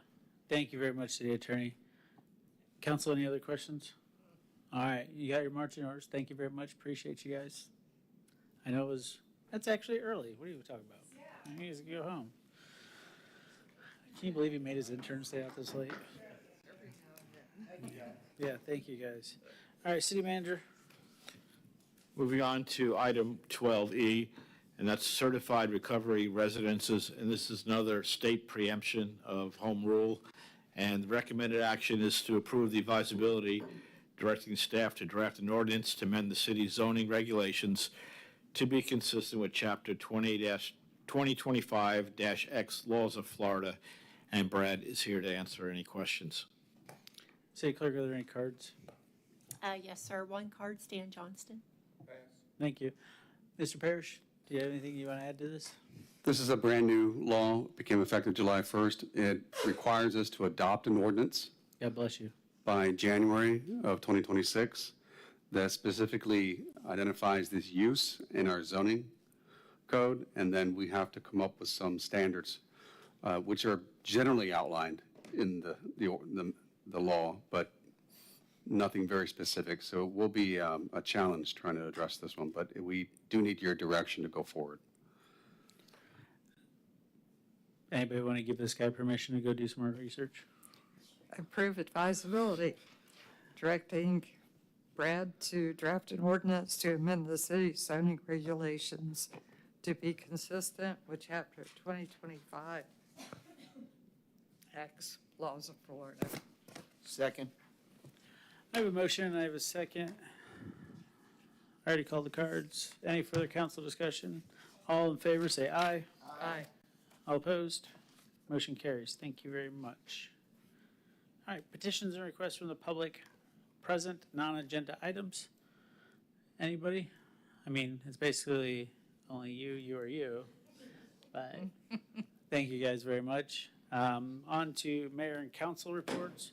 Member Nelson, did you want to jump in? Okay. Well, I can jump in. Yeah, you can go first. I can jump in. I had a thought the other day, which is always dangerous. Kay St. Odge has planted 217 trees in Titusville. She's already making plans to plant another 60. And I would like to see us consider doing maybe a proclamation for her. We could call her Tree Lady. K Appleseed. That's a lot of work. It's cost us nothing. She wants to plant trees on the peninsula at Sandpoint Park. She's hoping we'll plant sable palms on one side. She wants to plant oaks on the other. And then she wants to move to the dog park and plant more trees. So I would like to see us do something for her. By the way, she doesn't have any idea that I'm asking this. It's a public meeting. I know. Yeah. Now she knows. Yeah. So, Member Nelson, what I would ask is just shoot me an email with the information so I can get that together. The only thing that would need council approval is if it was presented at a council meeting. Okay.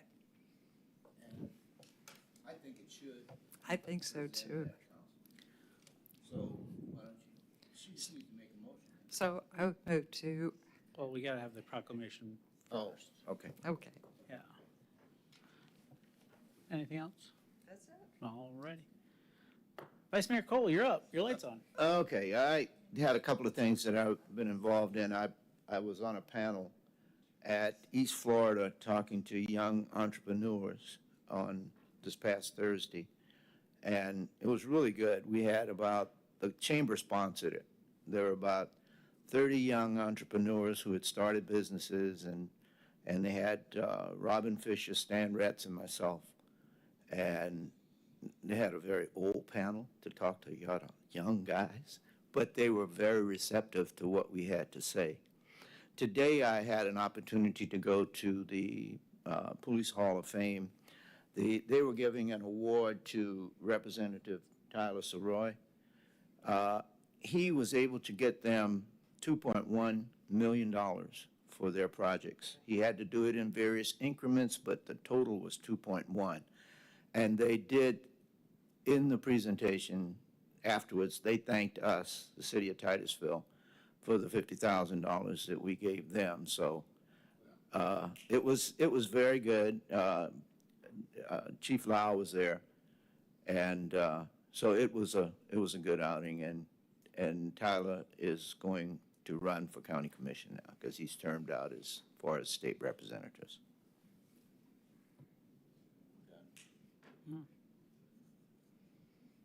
Anybody else want to go? All right, so Sarah, you're nothing? Never Moscoso?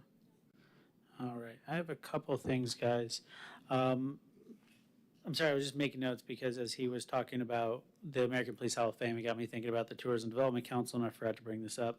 At the last Tourism Development Council, we approved marketing funds to be spent, and I was very excited that there was 3 in North Brevard that are actually getting funds from the TDC, the Merritt Island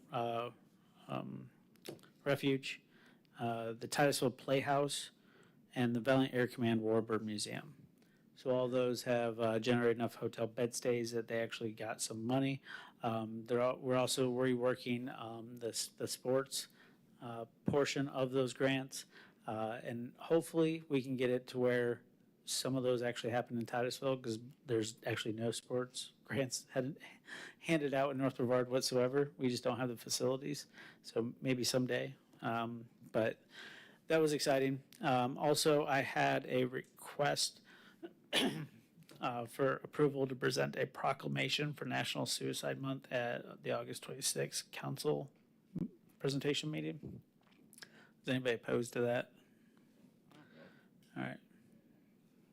Can I have a motion? So moved. Second. All right.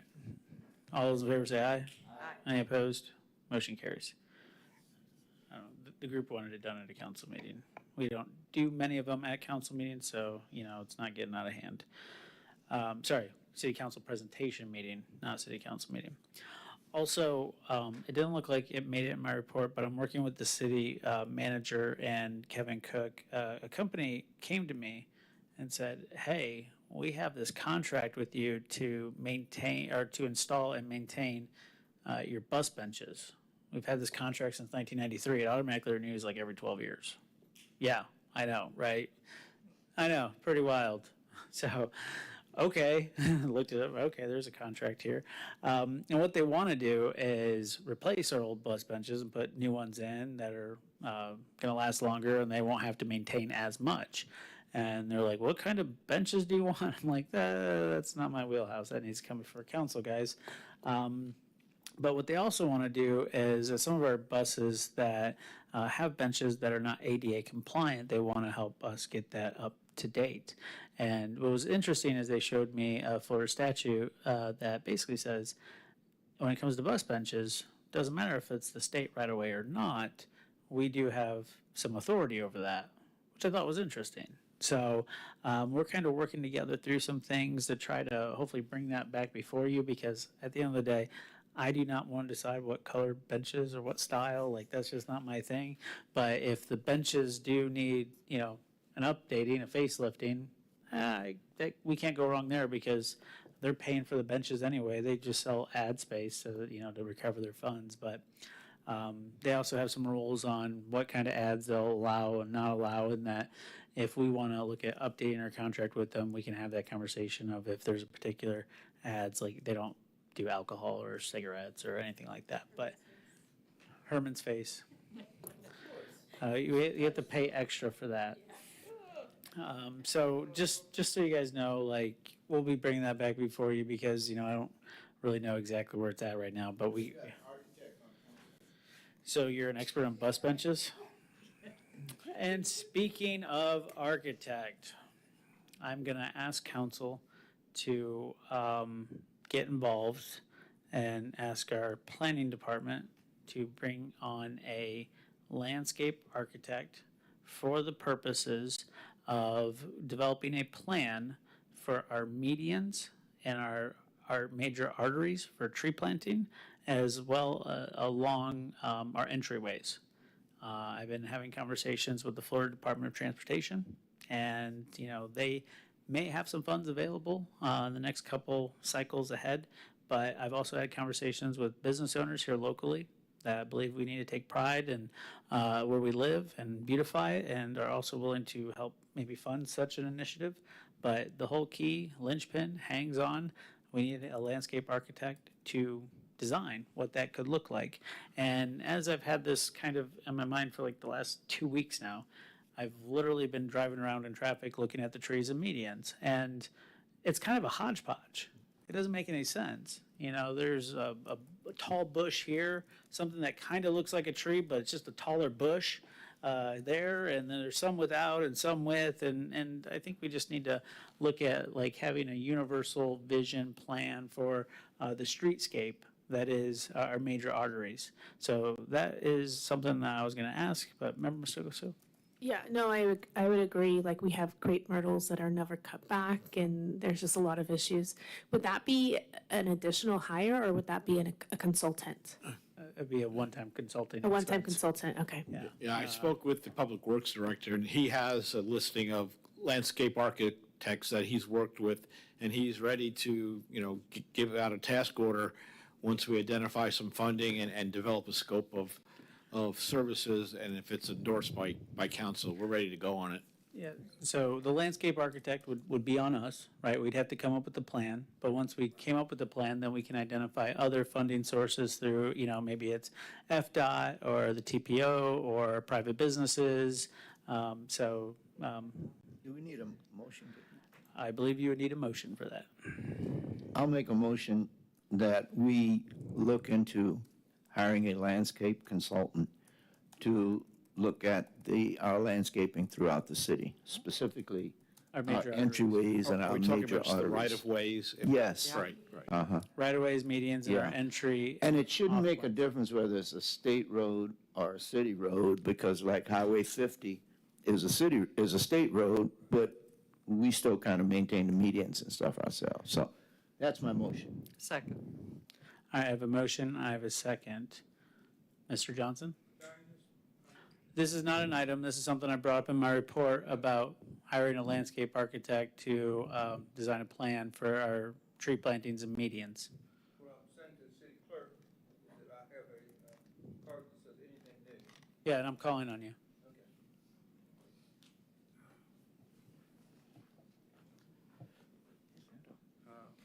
Stan Johnson, I would think that we already have one here, I would think, in our, who, let's say, serves as something like that on our staff. Maybe I'm wrong. I'll ask the question. I mean, but Brad should know. We have somebody, something like that. Thank you very much. Brad, do we have a landscape architect? No. Okay, thank you. Mayor Moscoso? Yeah, I think this is a great idea. I would say it would be nice to know how much it would cost, obviously. I do know on our TEC, one of our members, I believe he is a landscape, so we could utilize that as well. I know that we want to move the project forward, and that could slow it down, but that is an option. And then I would love to just make sure that we have a maintenance plan moving forward, and because we've done a lot of great landscaping a maintenance plan, I'm sorry. A lot of great landscaping on like 50 and 95. And I think that the idea is great, but I can see it going downhill if we're not maintaining. Thank you, Mayor Moscoso. I think, that actually idea did come up because I'm very frugal, and I was like, I know a landscape architect, he met with me. And I was like, I'm gonna pull him out of retirement, but, I think, you have areas of, errors and omissions insurance, those type of things that can come with design or consulting work, so probably be best to do it by the book. But any other discussion? All right, all those in favor say aye. Aye. All opposed? Motion carries. Thank you very much. And that is actually all I had for my report, but I appreciate you guys indulging me as I meet with people each and every day. The ideas just keep running, and we're moving forward. So that being said, City Manager. Mayor Connors. Yes, ma'am. Excuse me, City Manager. If, with your permission, I just need to verify if the proclamations that were authorized, is that ministerial, doesn't require the You are correct. comment? Okay, thank you. And there was only one proclamation authorized, and that was for National Suicide Month. The other one, Jolen's going to get with me, and we're going to work on that, and then it can be brought back before council at that point. City Manager. Yes, sir. On the city manager report, we already discussed the National Service Dog Month proclamation, and the other two items are just informational, including the third quarter strategic plan accomplishments by staff for your review. Other than that, I have nothing else. They already accomplished the third quarter goals? Third quarter strategic plan accomplishments Nice. is included as an attachment to the agenda packet. Well, aren't we in quarter three?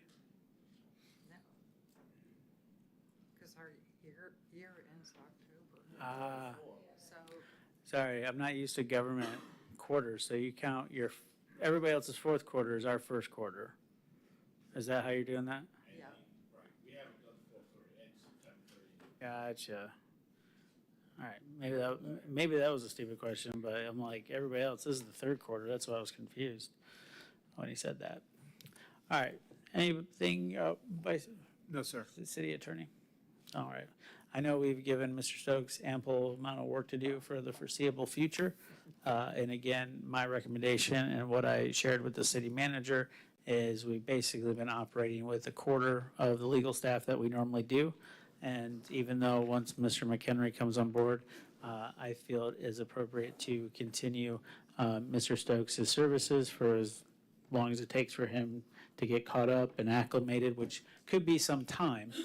So I asked Mr. Stokes, I'm like, please stay for at least a little while, as long as you be willing to stick around, because I know Brad has a backlog of research in terms of live local rules and ordinances that need to be drafted and updated.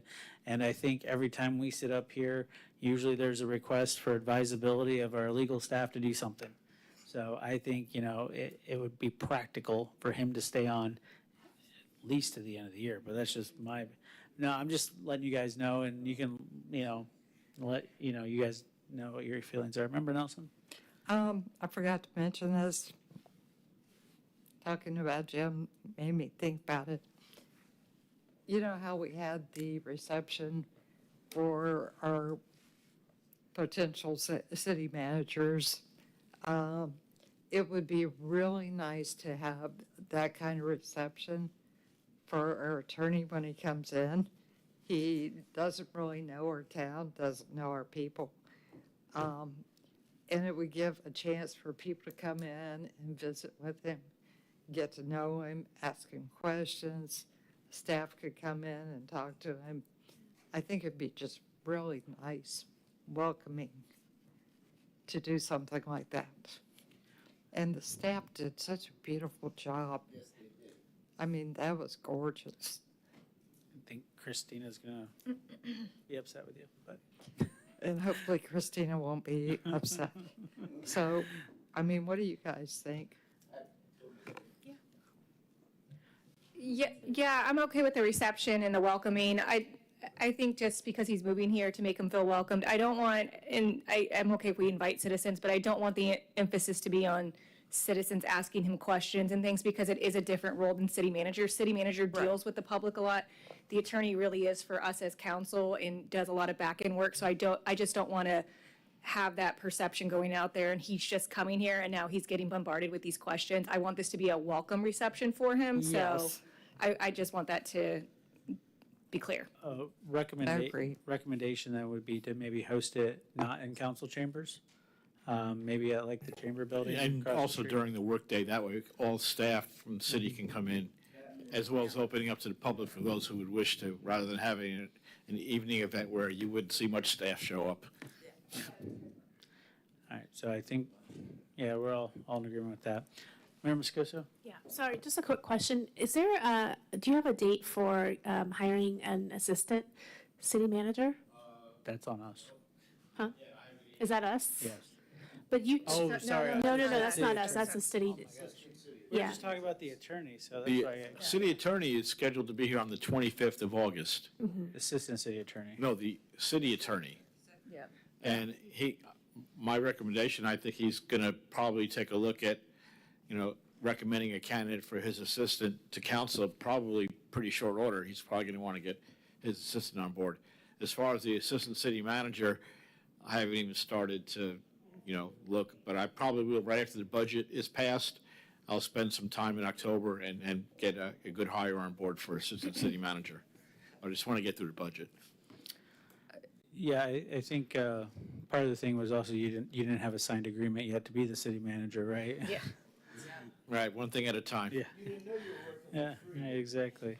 Member Stokel? Yeah, just to reiterate with that, so we do not hire the assistant city manager, but I will say, I would like you to take as much time as you need as you're figuring things out in your new role. So whatever time frame you need, I support 100%, so Thank you you. can make the best Yeah, I informed probably decision.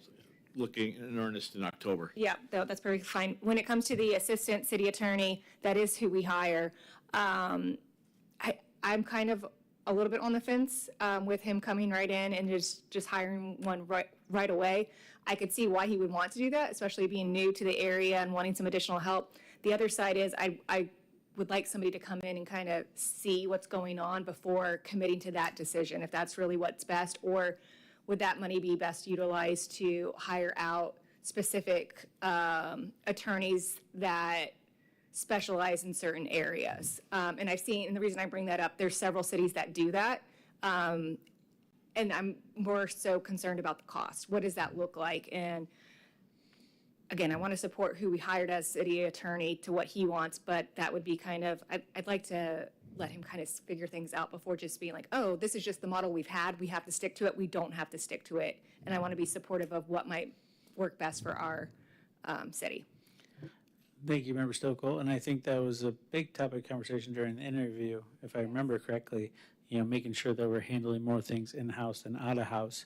And again, that was my just voicing to you guys, because we don't get to talk outside of here, that I'm a big fan of Jim sticking around as long as we possibly need to make sure that transition is eased. So to your point, we're not rushed into hiring somebody as the assistant city attorney. And that's what, again, I apologize, Member Misko. So I got confused because I was talking about city attorney, and then all of a sudden people were talking about city manager, and it's a blur at this point tonight. But I want to make sure that we have that transition sound. So like I told you yesterday, Mr. Stokes, as much time as you're willing to give us, I'm in support of, because I think we've all enjoyed working with you thus far, and we really appreciate your help in our time of need. So I know you're kind of been burning at both ends, but just again, through as long as we can through that transition, because it's going to take a good several months to get up to speed, at least 6. So. Sorry, this is my last comment on it. Most specifically, land use attorney, if I'm being quite frank, especially with what Brad's already presented with the legislation coming down, live local. There's a lot that's coming, and whoever we hire, they need to be kind of well-versed in a lot of different areas, but I'm looking specifically for someone that can really hone in on the land use, and I don't think that would be somebody we hire to keep in-house. That's going to be somebody we would hire out specifically for that, and I want to make sure we have funds for that. That's one of my most important things I'm looking for. Well, as the budget hearing comes up, look at increasing those professional services in the legal department. But, to Tom's point, thank you for saving us money every day you don't hire an assistant city manager. So, yeah, take your time. I'm good with it. Anything else for the good of the order? Seeing nothing, I'll entertain a motion to adjourn. Motion to adjourn. We're adjourned. Thank you.